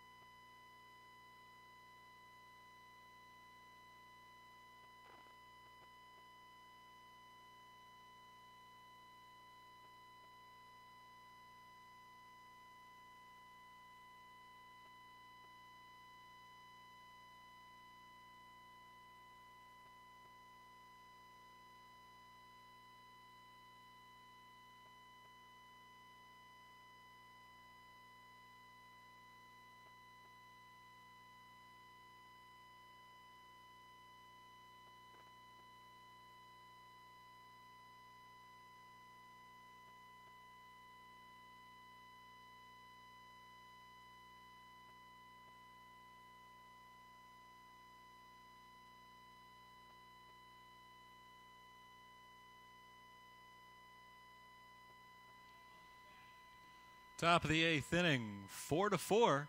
Calumet led this game 4-0. St. Francis came back to tie it. And now here we are in the 8th, still tied. It's been that way ever since the 3rd inning. Michael Quirum's first pitch misses low for ball one. And we are underway. Alan Sanchez in the batter's box. He's 0 for 3, struck out twice. But he's also reached on an error and scored a run. So he moves ahead in the count 2-0. 9 straight batters have been retired by Quirum, starting with a strikeout of Sanchez back in the 5th. 2-0. Inside, 3 balls, no strikes. For Quirum, this has been a rare sight indeed, a 3-0 count. He's had near pinpoint control the last several innings. There he fires a strike, 3-1. He has not walked anybody in the game. He has allowed 10 hits, but the vast majority of those came early. None, in fact, since the leadoff batter in the 5th, as this ball's flown out to right. Travis Schoonover takes a step back, makes the catch, and retires Sanchez for the first out. Nice job by Quirum, coming back from 3-0 to get him to fly out. And here's Alex Verda.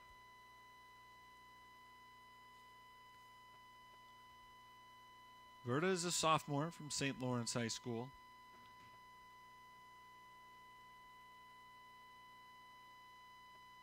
He swings at the first pitch and grounds it to third base.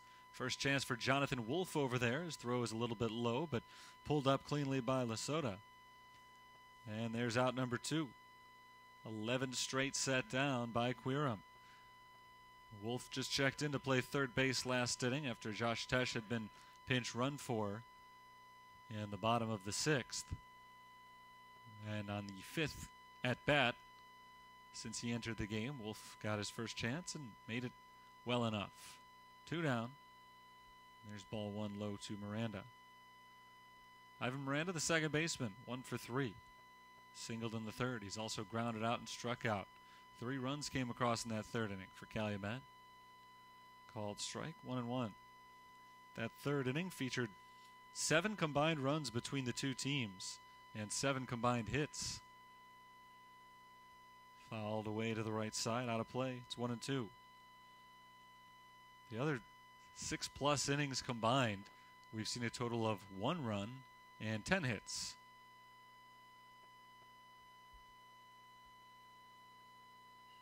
Ground ball up the middle, under the glove of Quirum, a sliding stop by the second baseman Peterson, but he can't pull it in on the infield. It's a base hit for Miranda. That snaps the string of 11 straight retired by Quirum. And it comes on a softly hit ball, a grounder up the middle. Quirum just couldn't get his glove down quite quickly enough.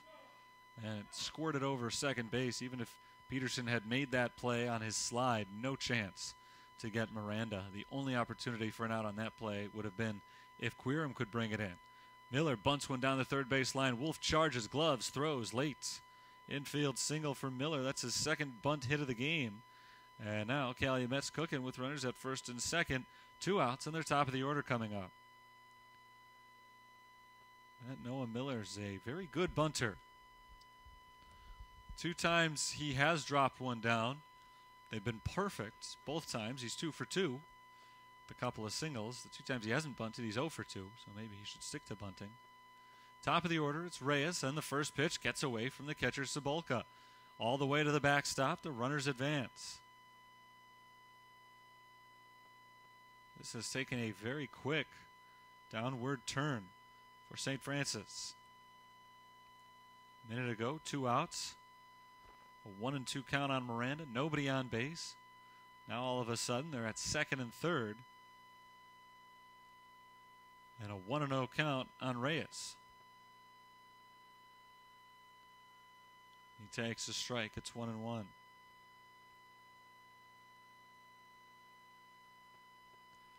Quirum, who looked so sharp in the middle innings, trying to finish off the 8th here.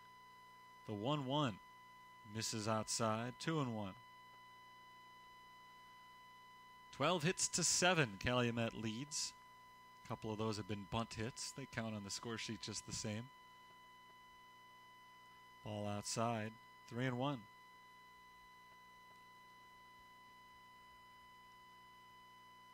Nick Verda waits on deck. Right-hander throwing in the bullpen for the Fighting Saints right now.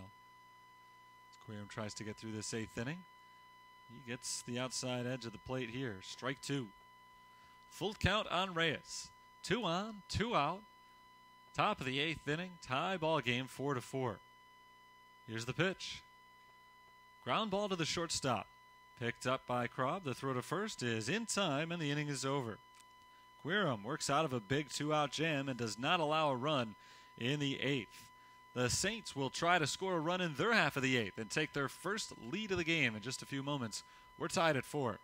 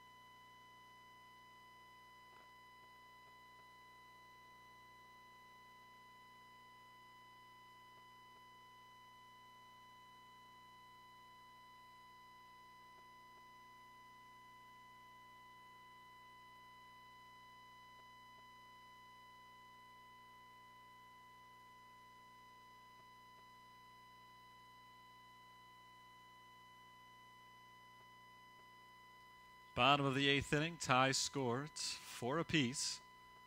Joe McGuire was in the batter's box when a caught stealing ended the bottom of the 7th inning, so he gets to lead off the 8th. And McGuire takes ball 1 from Justin Courtlang. Courtlang has gone 7 innings today. He had lasted just 12 combined innings in his first 3 starts this year. His ERA up near 16. So a big bounce-back performance from him today. Ball low and in. It's 2-0 on McGuire. 1 for 3 with a 2-run double and a run scored. He'll be followed by Lasota and Wolf this inning. 2-0. Taken up in the zone. It's 2-1. 4 runs, 12 hits, 1 error for Calumet. 4 runs, 7 hits, 2 errors for St. Francis, and those 2 errors were costly, leading to some early runs. Hard hit grounder right out to center field. McGuire is aboard to lead off the 8th inning. The leading run for St. Francis. 90 feet closer with that single. McGuire 2 for 4 in the game. And here's Jake Lasota.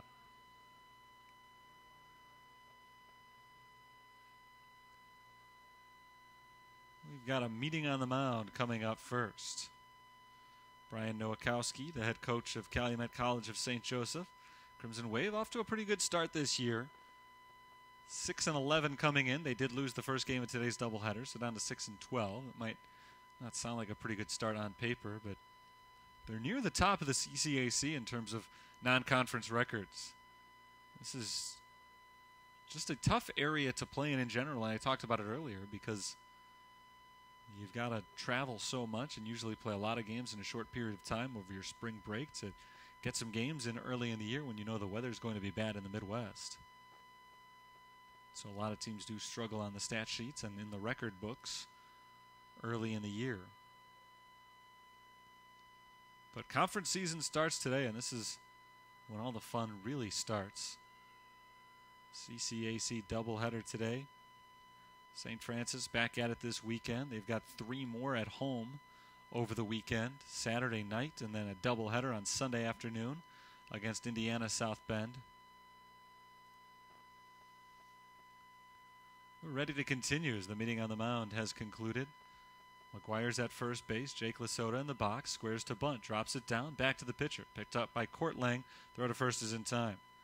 It's a successful sacrifice. It's the second time in the last 3 innings that the Saints have gotten their leadoff man on first base and then called for the sacrifice bunt. It did not lead to a run last time around.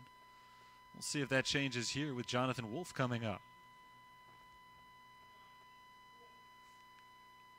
Wolf did not get the start in this game, a 167 hitter for the season. It was Josh Tesh who was playing third base when we began today. Tesh singled in his last at-bat, was replaced by a pinch runner, and then departed. Ground ball down the third base line, strike one. That's a foul ball hit by Wolf on a chopper just on the wrong side of third. Wolf and then John Peterson.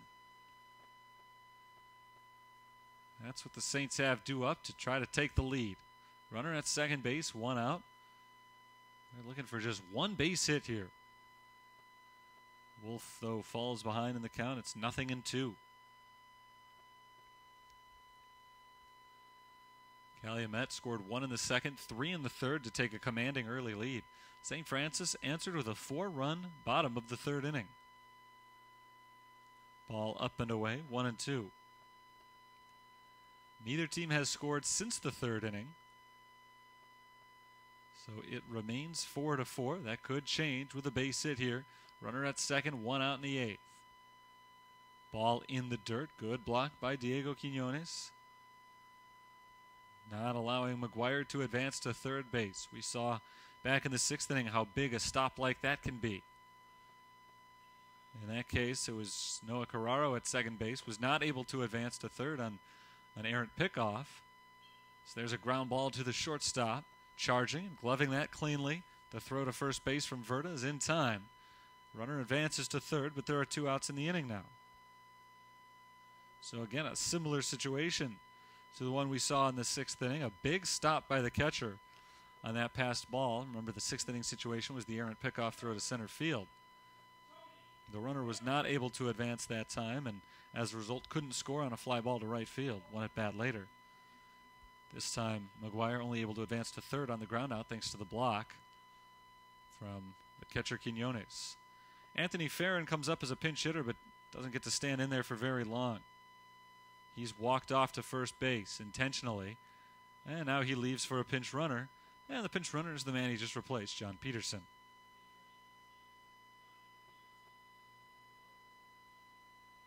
So they're at the corners, 2 outs. That walk will be credited to Anthony Farron as he was put on base intentionally, but for all intents and purposes, there was no substitution. Peterson walked back to the dugout, and about 10 seconds later, he walked out to first base. Pinch running for the man who pinch hit for him. They're at the corners with 2 outs, and it's going to be up to Cebulka. Nearly hit by the first pitch from Courtlang, up and in. The count is 1-0. Saints have gotten a runner into scoring position now 3 times in the last 4 innings. There's a swing and a high fly down the right field line into foul territory, and a nice catch made by the first baseman, Verda. Alex Verda leans over the railing and pulls it in. And once again, the Saints are unable to capitalize off of a leadoff base runner as Cebulka pops out to end the inning. We'll head to the 9th, 4-4.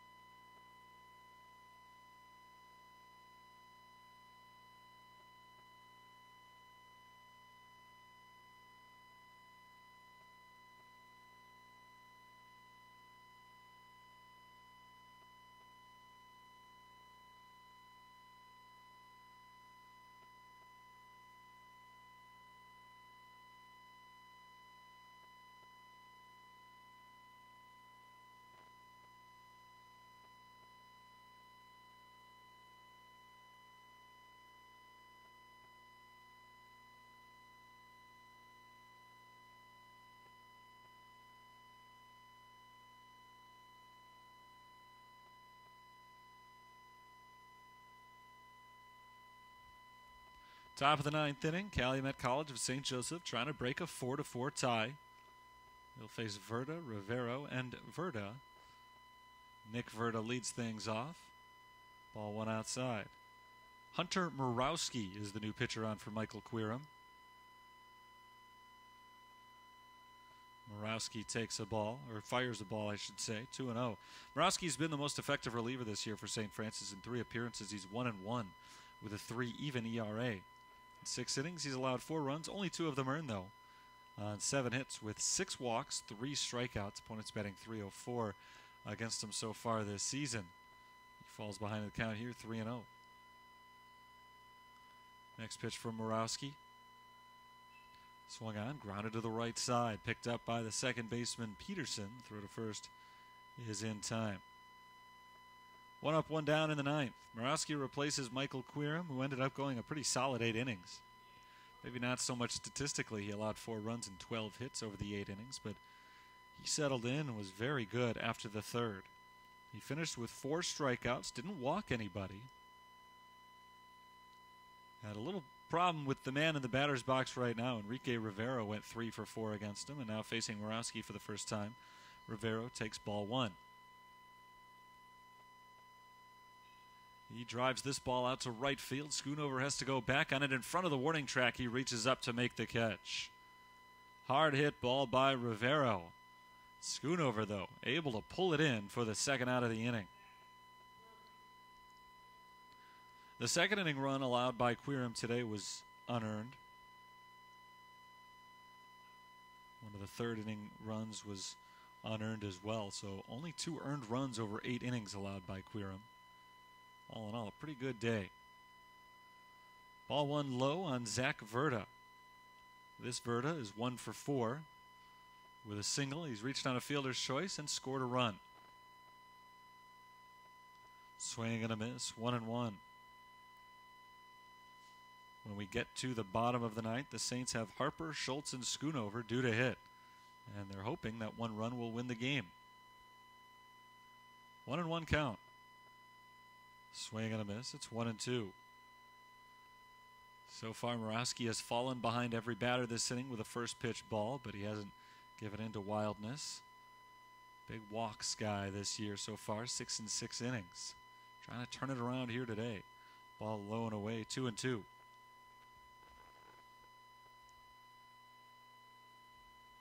Quirum retired 12 of the last 14 batters he faced. And now Murawski looking for a 1-2-3 inning. His first time on the bump today. Hard grounder, third base side. Backhanded stop by Wolf. Throw to first is on the money. And the inning is over. So 15 of the last 17 Crimson Wave hitters have been retired overall. And we're going to the bottom of the ninth. St. Francis trying to avoid extra innings and win this game with a run. We're tied 4-4.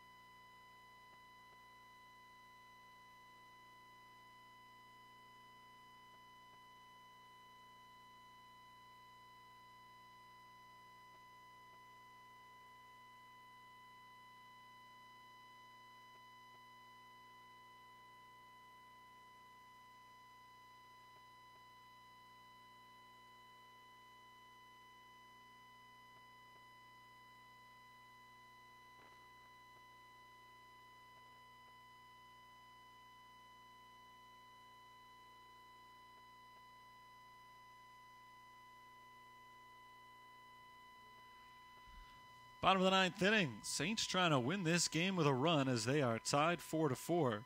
They'll face a new pitcher, but a familiar face. Alan Sanchez, who's been the third baseman up until this point, moves over to the mound. First pitch from Alan Sanchez is taken outside for ball one on Sean Harper. Sanchez moves from third to the pitcher's mound, so taking his place over at third base is Daniel Iglesias. This ball is fouled away. It's 2-0.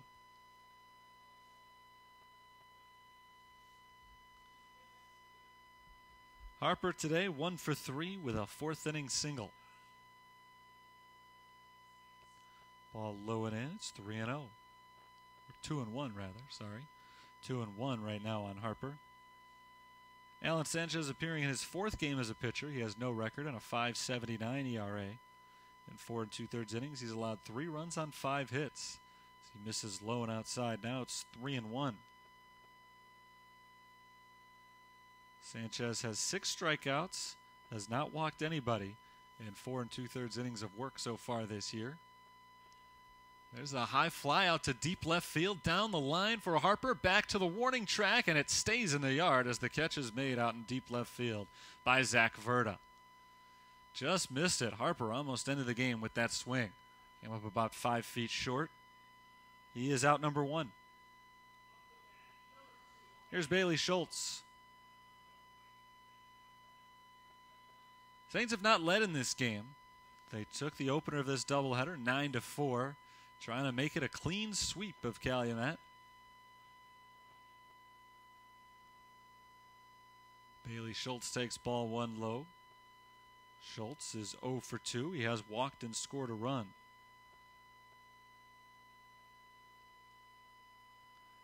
Next pitch from Sanchez hits the outside corner. 1-1. St. Francis trailed 4-0 in the early going here, back in the 3rd inning. But they scored 4 in the bottom of the 3rd to tie it up. We've not seen any offense at all ever since. 2-1 on Schultz.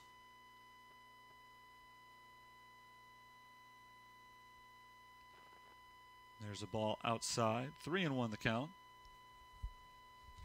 Second consecutive batter to see a favorable hitter's count of 3-1.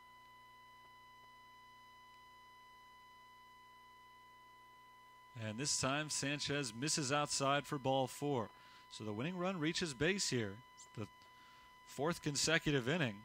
Actually, really the 6th consecutive inning that St. Francis has gotten a runner on base with a chance to take the lead. They've gotten that runner into scoring position 3 previous times, including third base twice, but have not yet been able to break through. Good part of the batting order coming up, though. It's the top of the order. Travis Schoonover, the leadoff man, 1 for 4 in the game. Singled way back in the 1st. Has not been able to reach since. Ball inside, 1-0.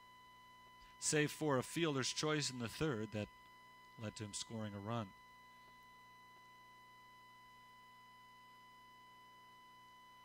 (1-0). Sanchez sets. Righty versus lefty. Big swing and a miss from Schoonover. It's 1-1.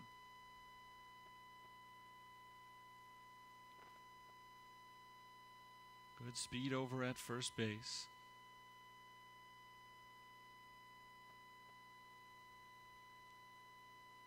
Ball high.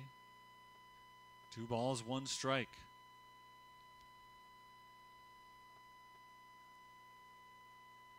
Justin Courtlang pitched a very good ball game today for Calumet. He will not factor in the decision. It's a battle of the bullpens here. Low and away. A nice stop by Quinones. 3-1. 8 innings for Courtlang, and if you take out the 3rd, he was brilliant. If you leave in the 3rd, he was still pretty good. 4 runs allowed on 8 hits. Struck out just 1, but he only walked 1, at least unintentionally. Ball low, back-to-back walks, and there are 2 men on base with only 1 out.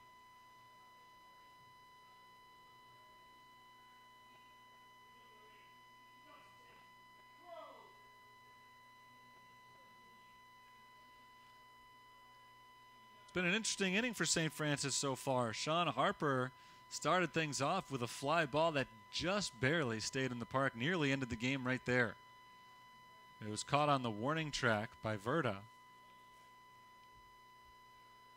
And ever since then, back-to-back walks, and really Sanchez hasn't been close. He's thrown 11 balls this inning, only 4 strikes, and this from a guy who hadn't walked anybody in 4 2/3 innings entering today's action. Now a chance for Dustin Krob to be the hero. And he takes no pitch because it's a balk. A balk called before the first pitch, and now they're at second and third. It's big for Schoonover. He's no longer in double play threat because first base is empty. But his run doesn't matter. The only run that matters is Bailey Schultz, who's now at third base. The pitch did not count, so no count on Dustin Krob, who is intentionally walked to set up the force again.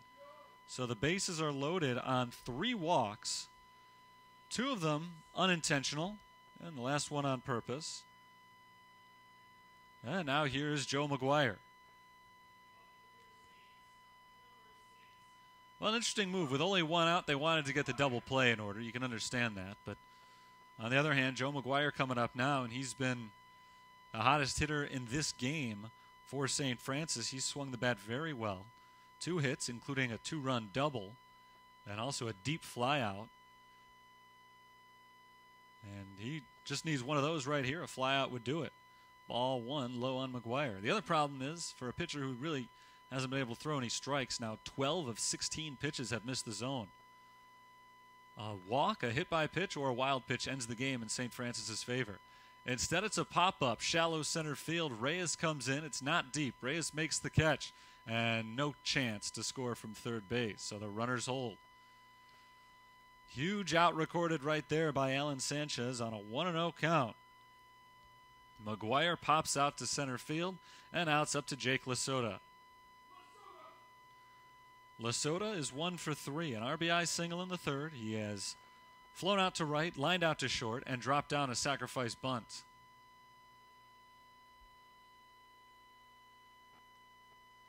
Base is full, but the only run that matters is the man at third base. That's Schultz, who reached on a 1-out walk. There's a ground ball to short. Should be an easy play, and it is. Flipped over to second. The inning is over. We're going to the 10th. Tied up 4-4 as St. Francis leaves them loaded. Free baseball coming up here in Joliet.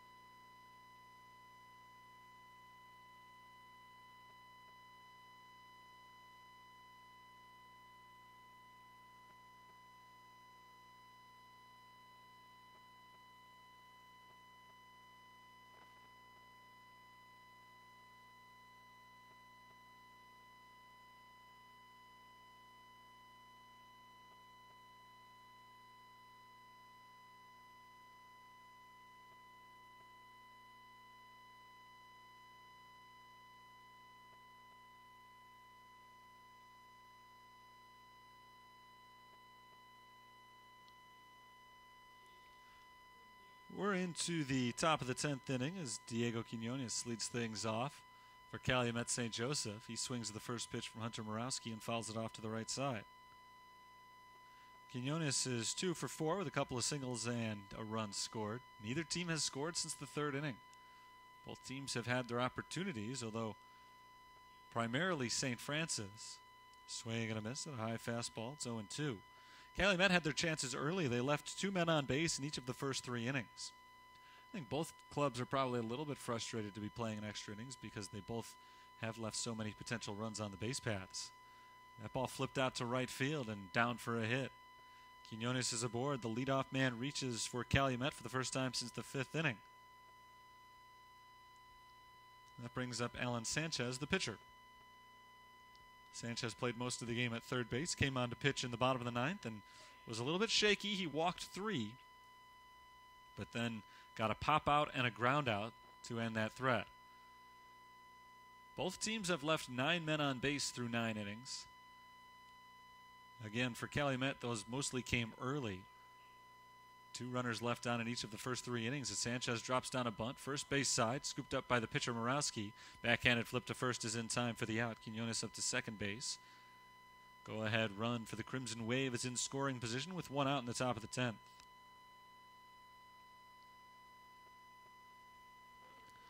The Saints have had numerous opportunities to win this game late. They've left the go-ahead run on third base in 3 of the last 4 innings. And they likewise have left 9 men on total. Strike over the inside corner on Alex Verta. One of 3 Vertas on the team. Alex is 1 for 4 with 2 RBIs and a run scored. Big swing and a miss. It's 0-2. Bottom of the 10th will feature Wolf, Peterson, and Cebulka coming up for the Fighting Saints.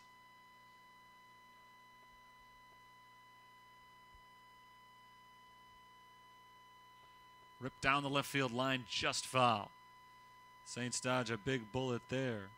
About a foot to the right, and we'd be looking at a 5-4 game right now. St. Francis has had their share of close calls as well in trying to win this game. They nearly had a 5-4 win on a Sean Harper home run last inning, but Harper came up just a couple of feet short out in deep left field. There's a swing and a fly into shallow right center. Coming on hard is Schoonover. He makes the catch from right field and gets it back to the infield quickly. Holding Quinones at second base. Verta is out number 2. And it's Ivan Miranda trying to break through here in this top of the 10th inning.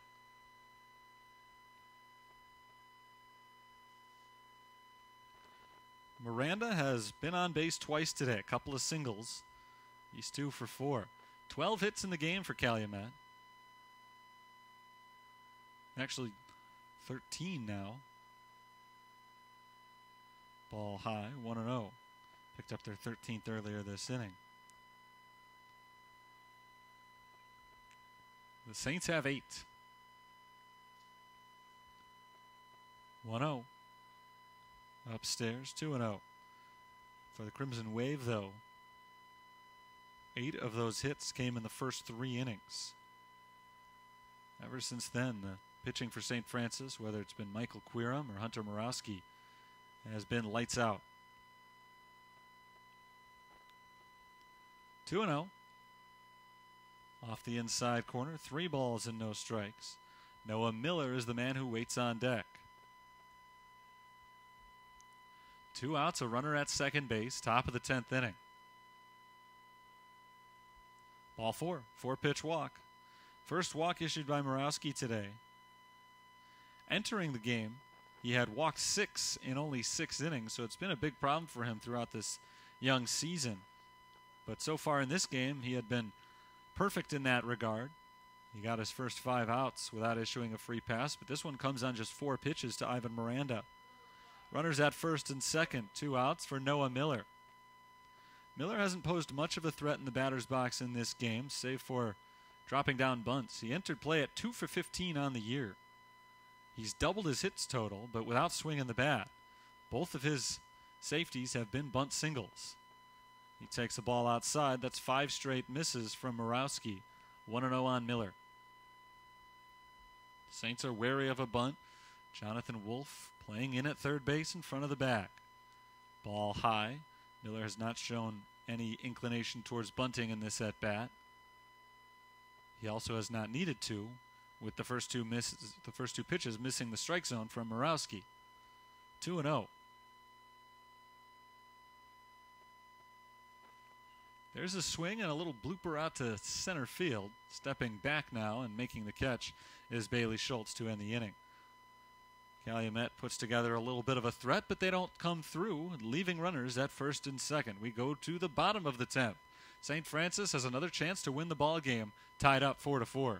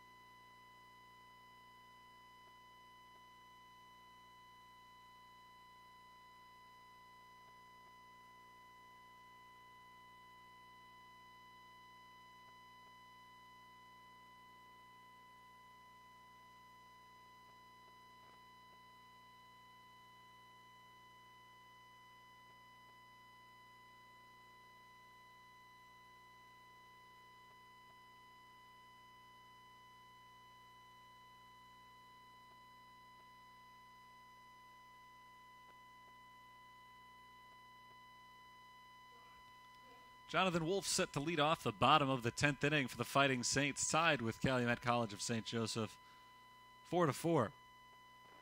Wolf takes the first pitch low and away and all the way to the backstop from Alan Sanchez. We're underway in the 10th, bottom of the 10th inning.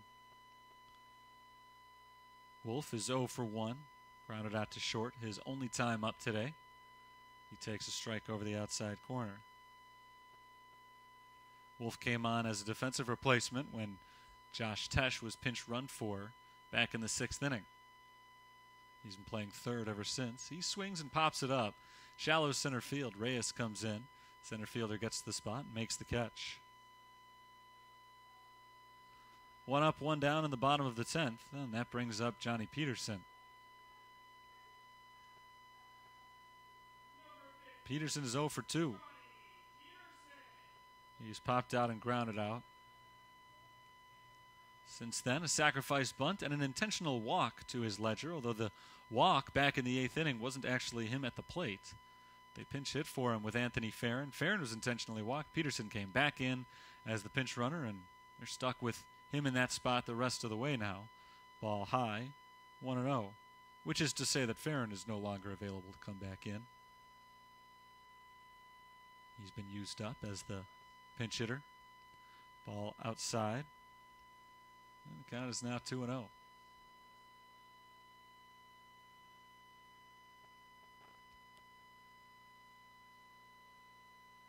Strike called over the outside corner, 2-1. Sanchez was very wild when he came on for the 9th inning. This is his 2nd inning of work. He threw 12 of his 18 pitches for balls. Walked 3, but was able to get out of the inning unscathed. Ball outside, 3-1. Here this inning, he's thrown 4 out of 7 pitches for balls. So he remains wild. Hasn't put anybody on base yet, though. Peterson lifts it into the air right field. Playable for Noah Miller, and Miller puts the squeeze on it for out number 2. Here comes Adam Cebulka.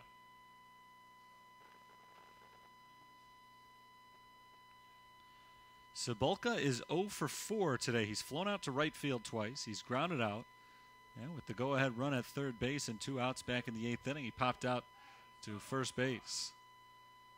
Saints have had no shortage of base runners. Just haven't had any of the clutch hits they've been looking for. Cebulka takes a strike over the inside corner. They left the go-ahead run at third base in the 6th, 8th, and 9th innings. Ball low and away, 1-1. In those innings, they only had 2 hits, a leadoff single in both the 6th and 8th. But they've not gotten any hits with runners on. Last time they had a hit with a runner on base was an RBI single for Jake Lasota back in the 3rd inning. 2-1 on Cebulka. Next pitch misses outside, and the count is 3-1.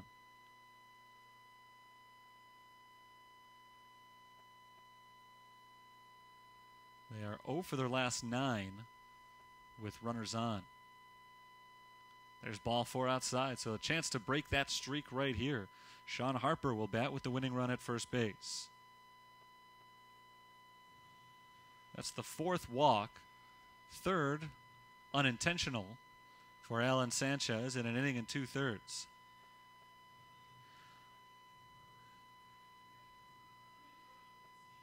Vinny Schroeder comes in as a pinch runner. Cebulka heads to the bench. Courtesy runner for the catcher. Sean Harper is 1 for 4 with a single. Flew out to the warning track last inning. He swings the first pitch and flies this one to left, much more shallow. Verda is coming in, and it drops in front of him. Holding up at third base is Schroeder, and now he's going to try to score. The throw comes in, has him beat by a mile, but it's dropped by the catcher, Quinones. The Saints score, and they win the game 5-4 in 10 innings. A bizarre play to end the game. Sean Harper pops it out to shallow left field. Verda came in. The other Verda, or one of the other Verdas, went back for it. And it dropped in between them. I don't know if it was playable or not. It was a tough play for both men, but it dropped right down closer to the shortstop than the left fielder. Untouched. It was not quickly gotten back to the infield. Schroeder initially held up around third base, and then at the last second decided to turn on the jets and try to score the winning run. The throw had him beat by a country mile, but Quinones dropped it. The catcher dropped the ball, and that allowed the run to score and end the game at 5-4. A wild finish here. And the Saints are able to sweep the doubleheader. A more decisive 9-4 victory in Game 1, and here in 10 innings, they're able to come away with a 5-4 victory in Game number 2. And an exciting one here, and a big doubleheader sweep for St. Francis, a team that got off to a slow start on the road. And a couple of games at home as well. 4-11 over their first 15, and they come today back to Joliet, where they will play all of their games over the next 2 weeks. And they're able to pick up 2 big victories. Here in Game 2, most of the action came in the 3rd inning, as Calumet built up a 4-0 lead on the strength of an RBI single from Reyes, a 2-run single from Alex Verda, and a couple of costly St. Francis errors. But the Fighting Saints lived up to their name. They fought back with 4 runs in the bottom of the 3rd, a 2-run double for McGuire, a 1-run single from Lasota, and they were back on it, tied up 4-4. That remained the score all the way into extra innings. Saints had a couple of chances to win the game a little bit earlier than that, left the winning run at third base in the 6th, 8th, and 9th innings, but they were able to come through with a 2-out rally in the 10th. 2 outs, nobody on, a walk and a bloop single, and that was all it took, thanks to an error that scored the game-winning run. So again, the final score, St. Francis 5. They finished with 9 hits and 2 errors. Calumet College of St. Joseph 4 runs, 13 hits, 2 errors, and they drop Game 2 by a run. The winning pitcher, Hunter Morawski, picks up his 2nd victory of the year in relief. Losing pitcher, and a tough luck loss for Alan Sanchez. He falls to 0-1. He allowed only 1 hit in his inning and 2/3. The run was unearned. He did, however, walk 4 in that inning and 2/3, and again, he falls to 0-1. With the doubleheader sweep, St. Francis now 6-11, Calumet now 6-13. That'll do it for today's broadcast. Thanks for tuning in to one or both of today's games. We're back at it on Saturday. This weekend, St. Francis has 3 games here at home against Indiana South Bend. 5:30 is when that fun starts on Saturday night to start the 2-day, 3-game series. Until then, this is Terry Bonadonna signing off for the University of St. Francis. Enjoy the rest of your Wednesday night.